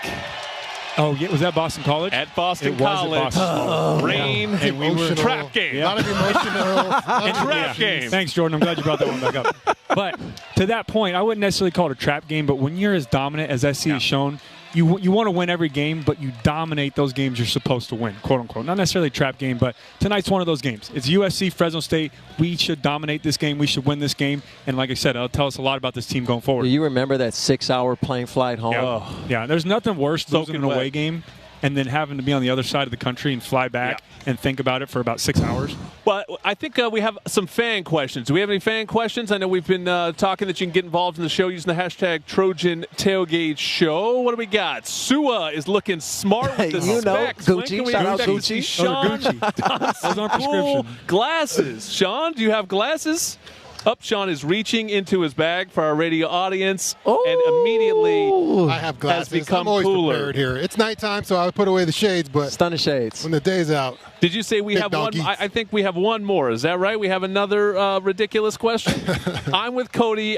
Cody Kessler, that is. I want to see a complete game and consistently tougher, tuned-in defensive efforts. Stop them on third down. We want to see some punts tonight. Yeah, we want to see dominance. Like I said, from start to finish. And like I said earlier, we want to see a game where it's the second half. It's the fourth quarter, and one of those games where they're saying, hey, this is Fresno State's first possession on our side of the 50, their first possession in the red zone, and we have the guys that do it, and we're capable of doing it tonight. Light this place up tonight, guys, Yeah, right? absolutely. This is basically the first home game for everyone. And it's feeling full. The first one, was hot. First one had NFL exhibition vibes. Yeah. We got rice. Early. This one's going to be this has home put on opener a show. vibes. There's Put on nothing a better show. than the Coliseum under the lights, in my opinion. No, it feels like it could be a special night. Some of it was I the only one in the house? Oh, you said you were in the house for the 2005 game. I heard you say in the podcast. Yeah, Fresno State. I was there. Sean, you were in the league. I want to say I was right up here in the top left. And we were there. I was sitting back there. That was my first ever SC game. Yeah, top 5 Coliseum night for me for sure. Reggie fake flex. Insane that night. We'll see who puts on a show tonight in USC Fresno. That was a 50-42 game. Yeah. So, who knows? We might get that kind of shootout here tonight. Well, speaking of dominance, the old Dominion Freight Line best in the game picks. Those are due next. And I think we know who won next week. But I'll put it in ink after this. This is the Trojan Tailgate Show presented by Yeti. Sometimes faster isn't always better. Like when you're getting a tattoo. Or saying I love you on the first date. Or putting together certain Swedish furniture. But when it comes to getting in and out of the airport, faster is always better. And at Ontario International Airport, you can have a stress-free experience from the curb to the gate. It's the least we can do. Yeah. One time. Yeah, we back. Yeah, we back. Welcome back. We've been gone for so long, now we coming home. Welcome back. Yeah, and keep your head held high, reaching up for the sky. Welcome back. Yeah, we back. Yeah, we back. I'm coming home like I never left. I'm 1,000 miles from nowhere, and there's no place I'd rather be.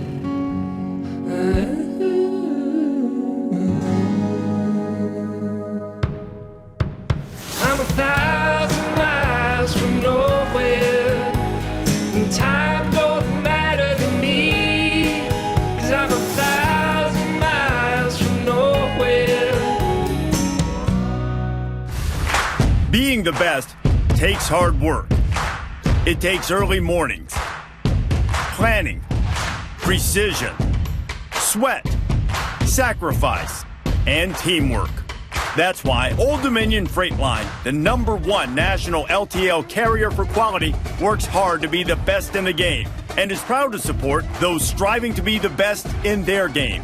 Old Dominion Freight Line, helping the world keep promises.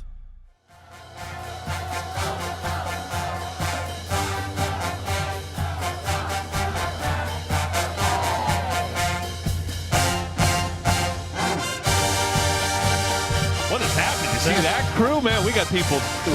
Not just the players dressed up for the games now. We got cheering sections in the game in full uniform. There's Caleb Williams getting warm. You're listening to the Trojan Tailgate Show presented by Yeti One. Final segment. Jordan Moore. Sean Cody has decided to stay for the last segment now. He enjoys it so much. He wants to spend as much time with us as possible. Yeah, a little more air time for me. Sua and Cody Kessler. All right, this is Cody's first shot at the most important part of the show, which is now the Old Dominion Best in the Game picks. The best in the game is brought to you by Old Dominion Freight Line, official freight carrier of USC Athletics, helping the world keep promises. Well, just a quick recap of last week where I picked Tuli Tuipulotu, goes on to be Pac-12 Defensive Lineman of the Week, has a sack, 4 tackles for loss, and somehow Sue is accusing me of cheating. He had the first pick last week, chose Shane Lee.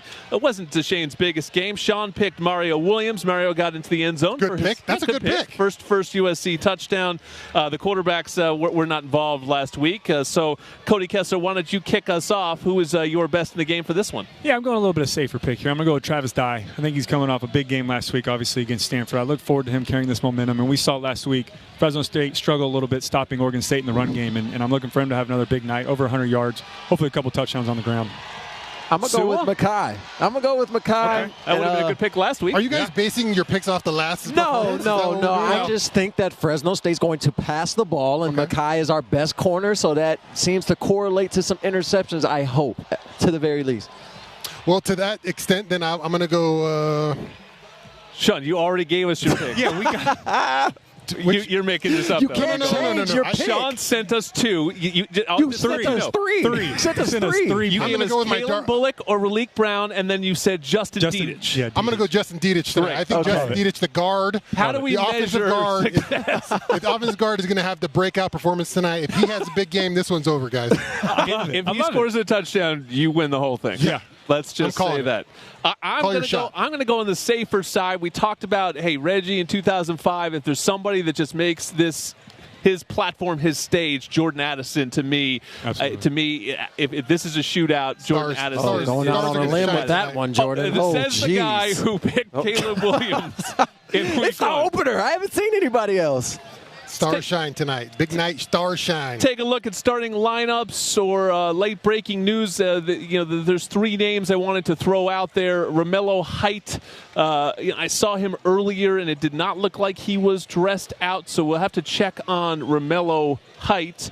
Raleek Brown, we think, is in. Damani Jackson, though, is one I wanted to bring up. Finest. It sounds like he's getting close, if not there. And, Sue, that's a player you're really looking forward to seeing. He would have been my first pick as an impact player if he was healthy. He's been dealing with an injury, a nagging injury, but he's out here. He's dressed. I know he's excited to put on for the city, put on for the IE, and show Pops what he's all about, The other injury, I think we're looking at Cortland Ford. Yeah, I'm looking for him, Sean. It's good that Bobby Haskins has had a ton of reps this year, so I think that's a good thing when you have 2 guys who are battling positions. Bobby Haskins has been comfortable in there, been doing a good job. So obviously you'd love to have Cortland Ford to have both those guys going, but if you lose one guy there, Bobby Haskins is a big guy to pick up the steam there for the offensive line. Yeah, I see Bobby Haskins. I do not see Cortland Ford behind me. So, there's a couple of them. Old don't warm up. They best in the game, Justin Dietich is out here, though, so he's early. We're safe because he's ready. He's ready to be the best player in the game. He's ready to make some plays tonight. All right, hey, this show was an absolute blast. Hopefully it sets up a great night for you. Appreciate everybody watching and listening, and keep those questions coming. Interact with the show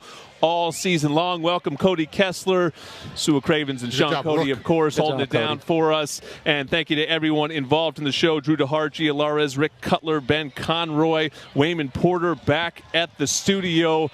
And we've got ourselves a game tonight. As we said, it kind of has that feel like a home opener. Make sure everyone gets in here early if you're listening to us outside. Final score? No, we're not doing final score predictions. 63-14, I got you. For my host, this is the Tailgate Show, Trojan Tailgate Show, presented by Yeti. Stay tuned. It's USC Fresno State next on the USC Trojans Media Network. You've been listening to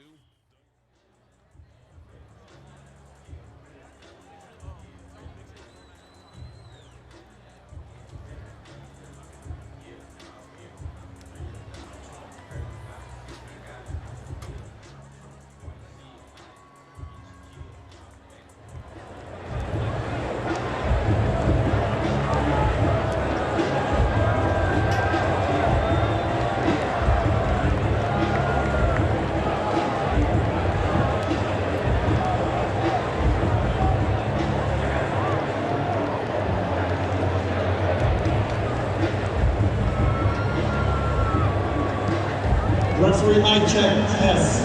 Fresno State, USC. 10, 9, 8.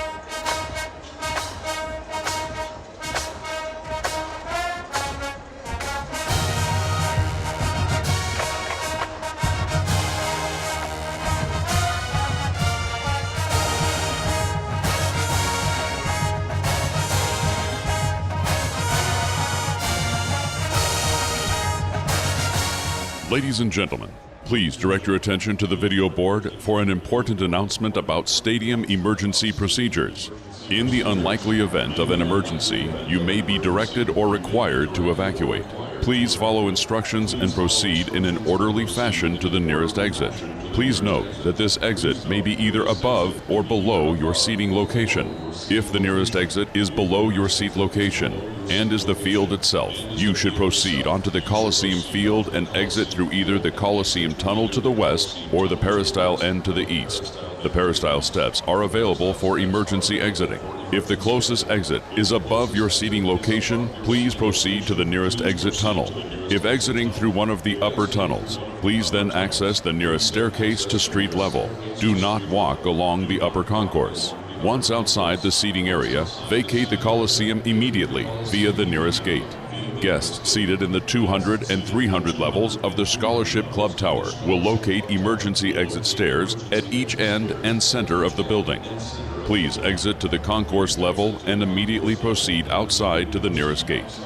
Guests seated in the 400, 500, 600, and 700 levels of the Scholarship Club Tower access emergency exit stairs at each end of the building and proceed to the upper concourse. Please then access the nearest staircase to street level and exit the nearest gate. Please proceed as directed in a calm, orderly fashion. We thank you for your attention.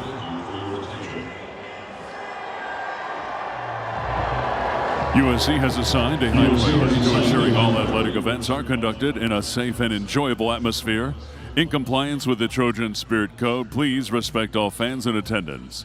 For immediate assistance during the game, please speak with the closest usher or security personnel. To report any incidents of fan misconduct, please call the Los Angeles Memorial Coliseum Fan Behavior Hotline at 213-263-4007. Or you can text Coliseum with your seat location and a description of the situation to 213-263-4007. Once again, that number is 213-263-4007. We thank you for your cooperation and hope you enjoy the game. Fans, be sure to sign into the USC network Fight On for faster service.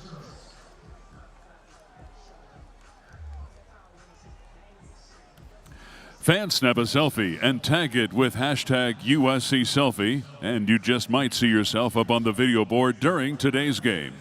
Don't forget to follow us on Twitter and Instagram at USC_athletics.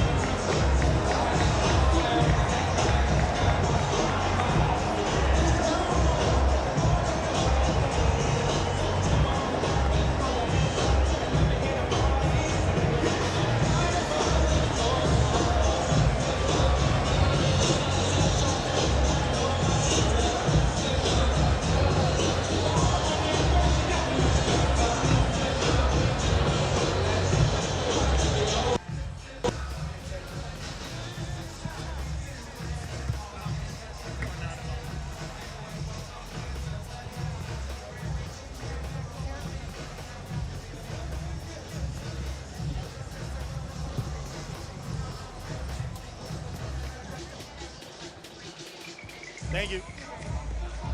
Max. What up?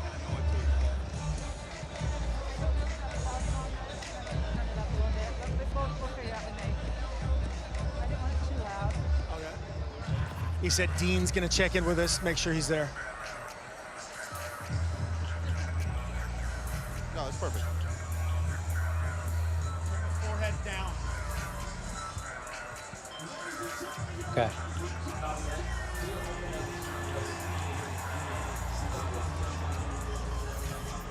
Best buds. Yep. Should we be closer or is this fine? Did you ever serve at Camp Lejeune? I'm just looking at this catch. I'm not convinced he caught it. Got it. Let me see if this goes through. Say here. something. Huh? Say something. Something. Say something. Say something. Whether it was a catch or not, there was a foul. Okay, we're good. Hi, Dean. Hey, guys. Dino. What's up? What's up, man? How are you? Doing Excellent. well. Yourself? Ready to go. Ready to go? Yeah. How you doing? We're good. We got a lightning delay in Iowa, so we're down to just 2 games. So we're just waiting for yours to get kicked off. What's the score of that game? 17-0 Iowa. Perfect. Wow. We'll have them next week. They'll be happy. They've scored more points today than in their first 2 games combined.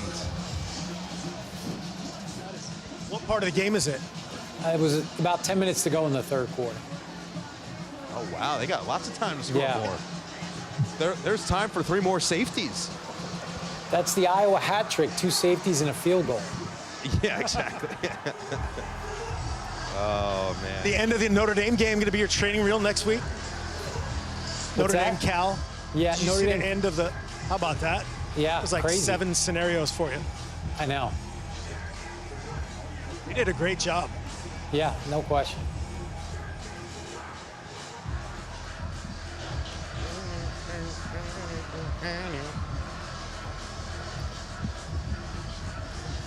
SMU scored. I mean, they got to have people in the stands here. Yeah, that's surprising.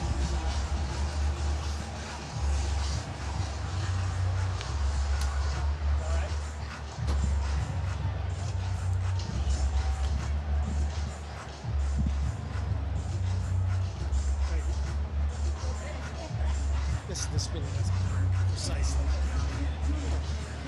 For right now, no. Get it all. Oh, you're good.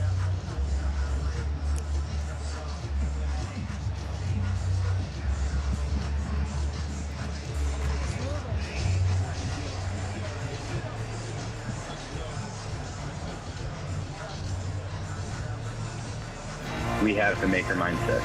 The Pac-12 is very competitive and very diverse. As a track athlete, as an athlete in an Olympic sport, the Pac-12 is the place to be. We would not be where we are today without our coaches, our teammates, without our trainers, without our professors. It's a blessing to be able to wear that Pac-12 logo on my jersey and represent the conference in all walks of life. We are memory makers. Olympian makers. Change makers. The Pac-12. Called the conference of champions for a reason.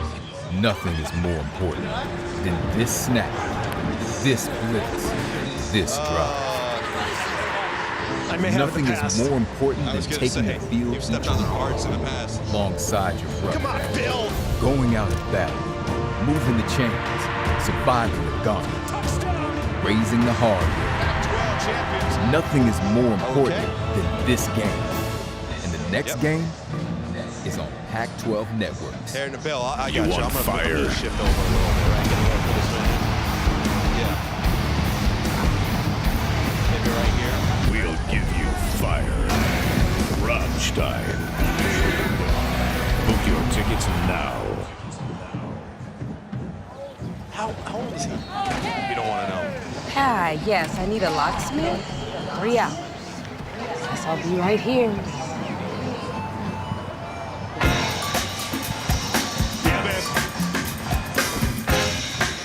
Oh, nice. People say cashback, right? And it is saving the day right now. good afternoon. It was. The Wells Fargo Active Cash Visa card. That's real life ready. Strong as ever through the first 2 weeks of this college football season. Number 7 in the country and taking on a formidable foe, a familiar one at that, in the Fresno State Bulldogs. The Trojans looking to stay undefeated. The Bulldogs looking to come off a tough loss to Oregon State last week. We welcome you to the fantastic, historic, and wonderful Coliseum. New Eagle and the coach, Mark Calfridge, glad to have you with us. It should be an exciting game between these two teams, and exciting is the real buzzword it feels like of the day, not just for this game, but for USC with the way this program's headed. No doubt there's a buzz in the city. There's a buzz in the stadium for sure. And I think Cardinal wants to find out how good is this team. Lincoln Riley's gone around the country and selected an all-star team. They gel. But as you said, this is a good football team on the other side, and I think the best matchup of the day. Well, you said Lincoln Riley. He was the creator. He's like the Nick Fury of this Avengers lineup, and it has to start with the two main names that everybody expected to come out and perform. It starts with the quarterback more specifically. These guys have just This been is the story of a hot human. from the get. It's about in the more first than half, just planes. Caleb Williams, It's a sci-fi story about a piece of trash that becomes sustainable aviation fuel. It's a rescue story about saving thousands of connecting lives. It's a romance, an adventure, a musical. But most of all, it's a people story, starring more than 80,000 hero characters on a mission to do good in Look, you the air said and that beyond. it might be one of the Because best matchups, if not the best matchup of the day across the college football landscape. Well, that's because the quarterbacks on either side are both dynamite. And Jake Hello, Haener Trojan has proven fans. that This in is big Kalen moments, Bullock. he Welcome to the rises, he Coliseum. brings his best Chill stuff. out. We Let's expect go. that again tonight. No doubt. This What's up, y'all? My name's Alex Stathouse. Welcome to the Coliseum, and fight on. He's confident. Hi, everybody. It's Malcolm Epps. Welcome to the Coliseum. Just took a Fight on. beating, and I know he's excited to attack. Hey, Trojan fans. It's Brendan Rice. Welcome to the Coliseum. Haener has Fight something to on. prove, plays with a chip on his shoulder. My name and is we'll Raleigh see Brown. as we look at Welcome our to the progressive Coliseum. game Excited for you countdown. guys to be here. Whether or Fight not on. the Bulldogs can pull off the upset. Number 7 in the country, USC. Fresno State looking to prove they belong with the big Welcome boys. to the We've got United kickoff Airlines and a whole Field lot at more. the Coming Los up next Angeles on Memorial Fox. Coliseum for tonight's matchup, featuring the visiting Fresno State Bulldogs and the home team, your University of Southern California Trojans. We hope you enjoy the entire game day experience tonight, and we remind you to follow the Trojan Spirit Code by showing it was all respect good. We'll do it for for all real fans when in we're live. attendance. Thank you, and fight on.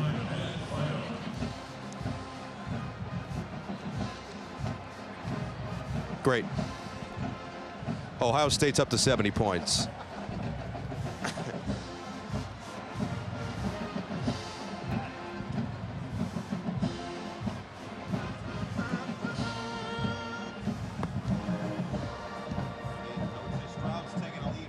Yes.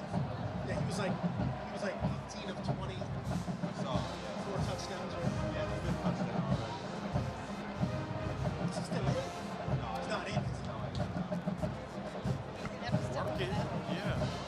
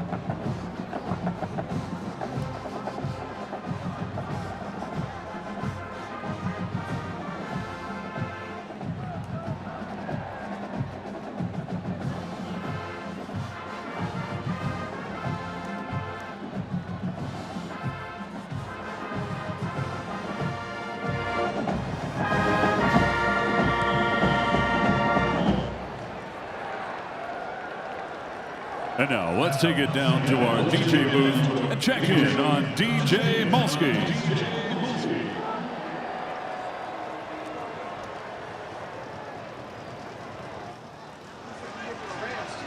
What's up, family? How y'all feeling?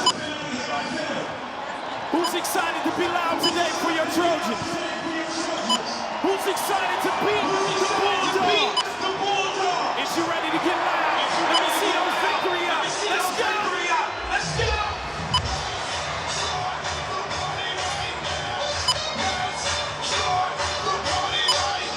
I'm Keely Yor, here with head coach Lee Roller for the Prescription to Win interview. Coach, your secondary is going to face a dynamic quarterback in Jake Kainer. What do you do tonight? He's a really good player. It's going to be a big challenge for us tonight. I tell you what, we're just thrilled to be in the Collie at night. What a beautiful night. Let's play some Trojan football. That's what I was going to ask. First night game for you and your team. What are you excited for tonight? Just can't wait. Glad to be here. It's one of the great settings in college football. Let's go to work. Good luck. Thanks.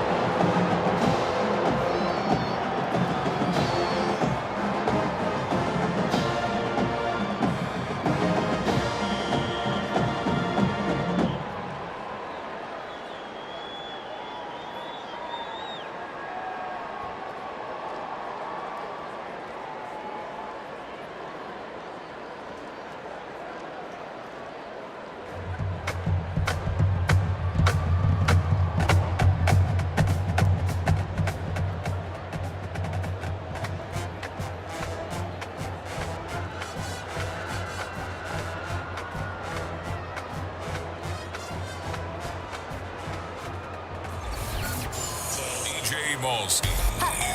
It's DJ Molsky. Pull up in motorcades. I got a show today. It's all I'm trying to do. Hustle and motivate. Choppers a throwaway. Hustle the overweight.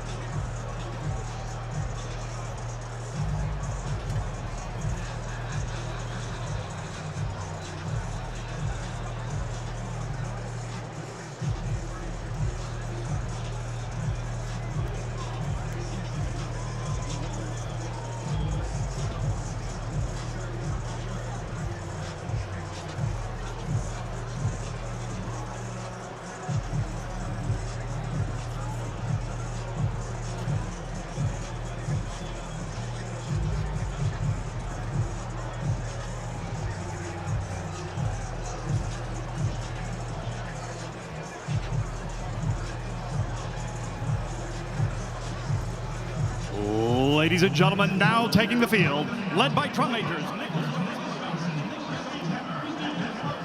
Of the Central Valley, the soundtrack of the Red Wave, this is the Fresno State Bulldog Marching Band. The Bulldog Marching Band presents to you, music fans, for your entertainment, The Boys Are Back, boy bands through the years. 1967 introduced America to bell-bottom jeans, 8-track tapes, and 5 boys named Jackie, Tito, Jermaine, Marlon, and Michael, the 5 all-star American boys of the Jackson 5. Fast forward 30 years to 1997, now it's acid wash jeans and burning CDs.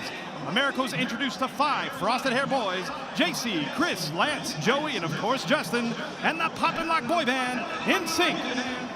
Their No Strings Attached album of 2000 set a sales record, selling nearly 2.5 million copies in its first week. Ladies and gentlemen, the Boys Are Back, boy bands through the years.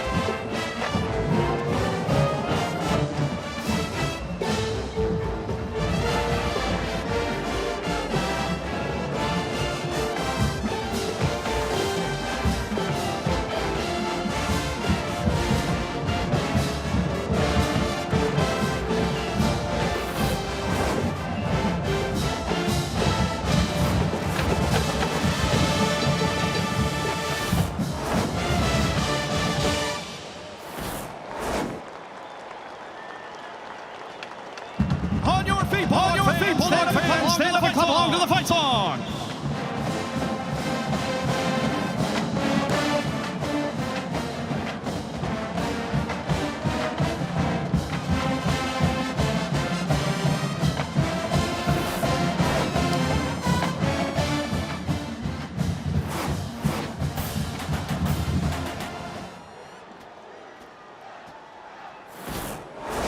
fans, this is the soundtrack to the Red Wave, the pride of Central Valley. This is all 300 members of your Fresno State Bulldog Marching Band.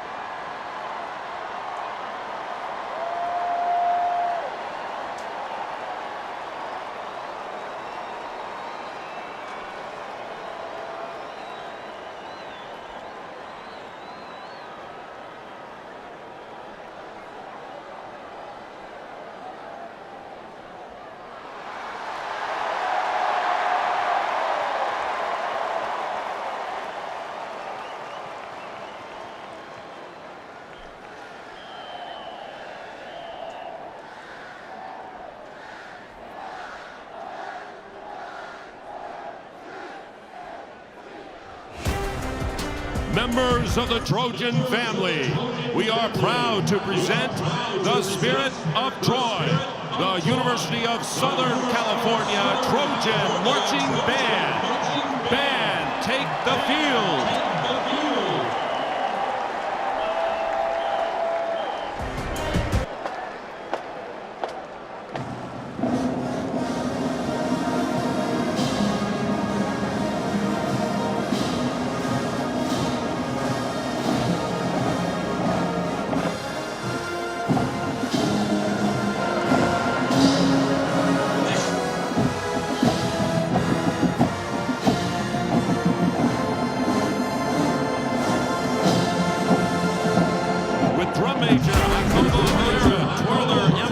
Emily.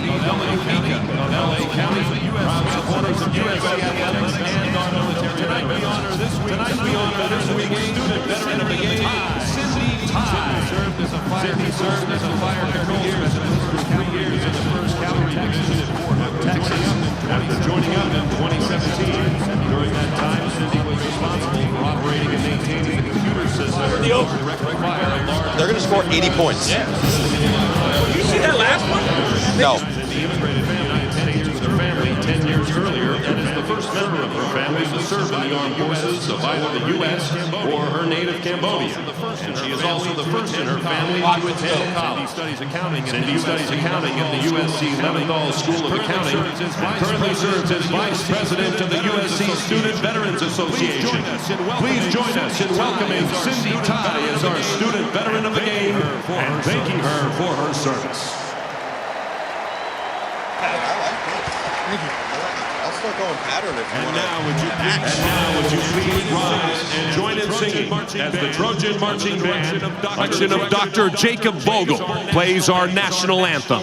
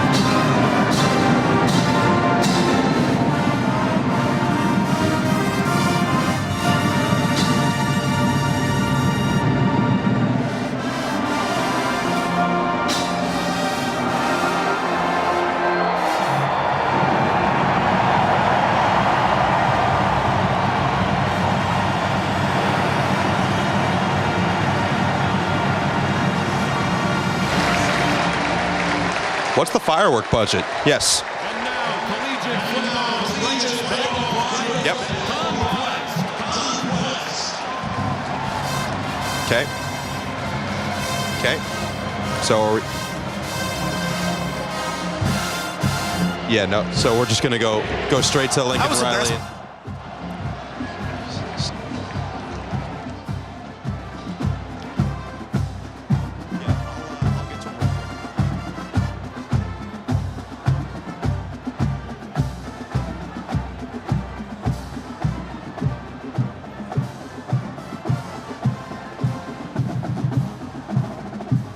The Trojans mascot, Traveler.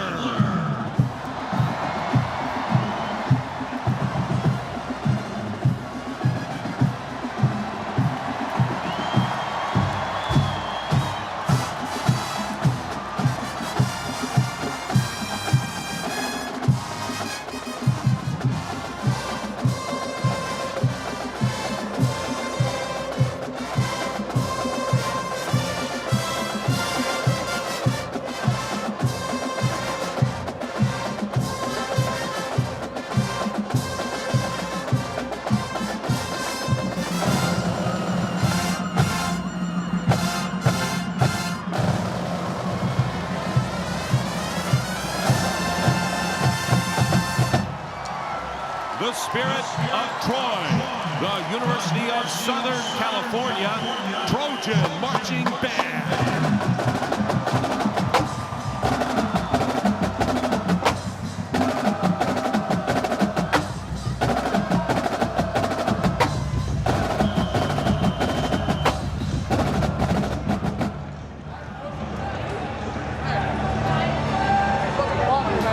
No matter what fucking happens, I'm riding with you, motherfuckers. Let's go.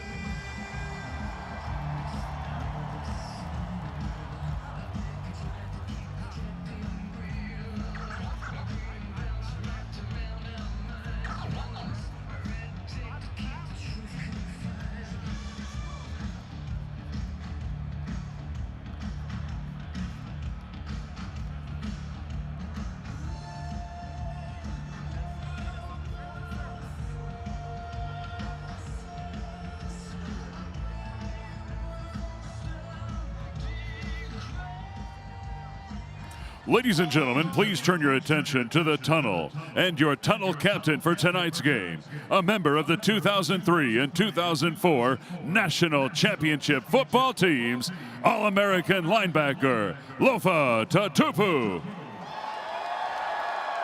Trojans! Get up! Get up! Get up! The Trojans are coming! 5, 4, 3, 2, 1!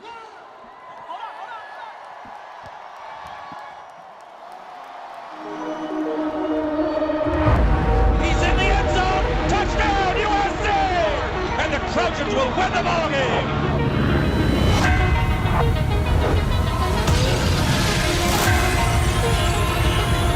When USC is rolling, America is watching.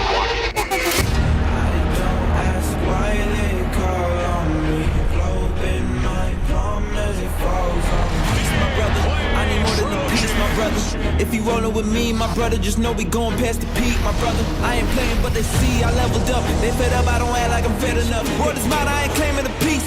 Throne is mine, but I stay on my feet. Locked and loaded, I pray that you get low. If you rollin', I pray you don't get cold. Is you ready for war, my brother? Is you ready for war, my brother? Backing up. Brother, now I got them all shook, brother. I ain't playing by the book, brother. They been reading what it took, brother. Soon enough we'll be understood, brother. Started doing everything I could, now I'm doing what you can in case you missed up. Is you ready for war, my brother? Is you ready for war, my brother? Let's go! USC wins it. Trojans force the turtle. Steps up to the pocket, throws for the home run. Touchdown! Diving for the pylon and scoring.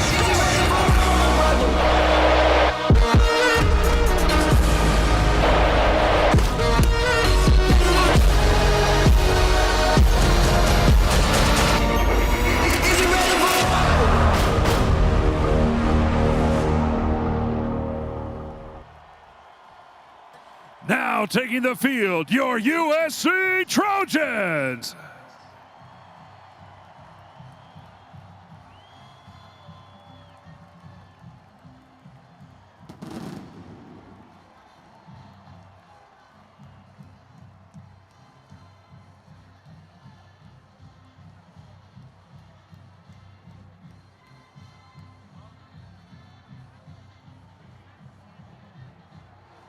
Than anybody else. No doubt.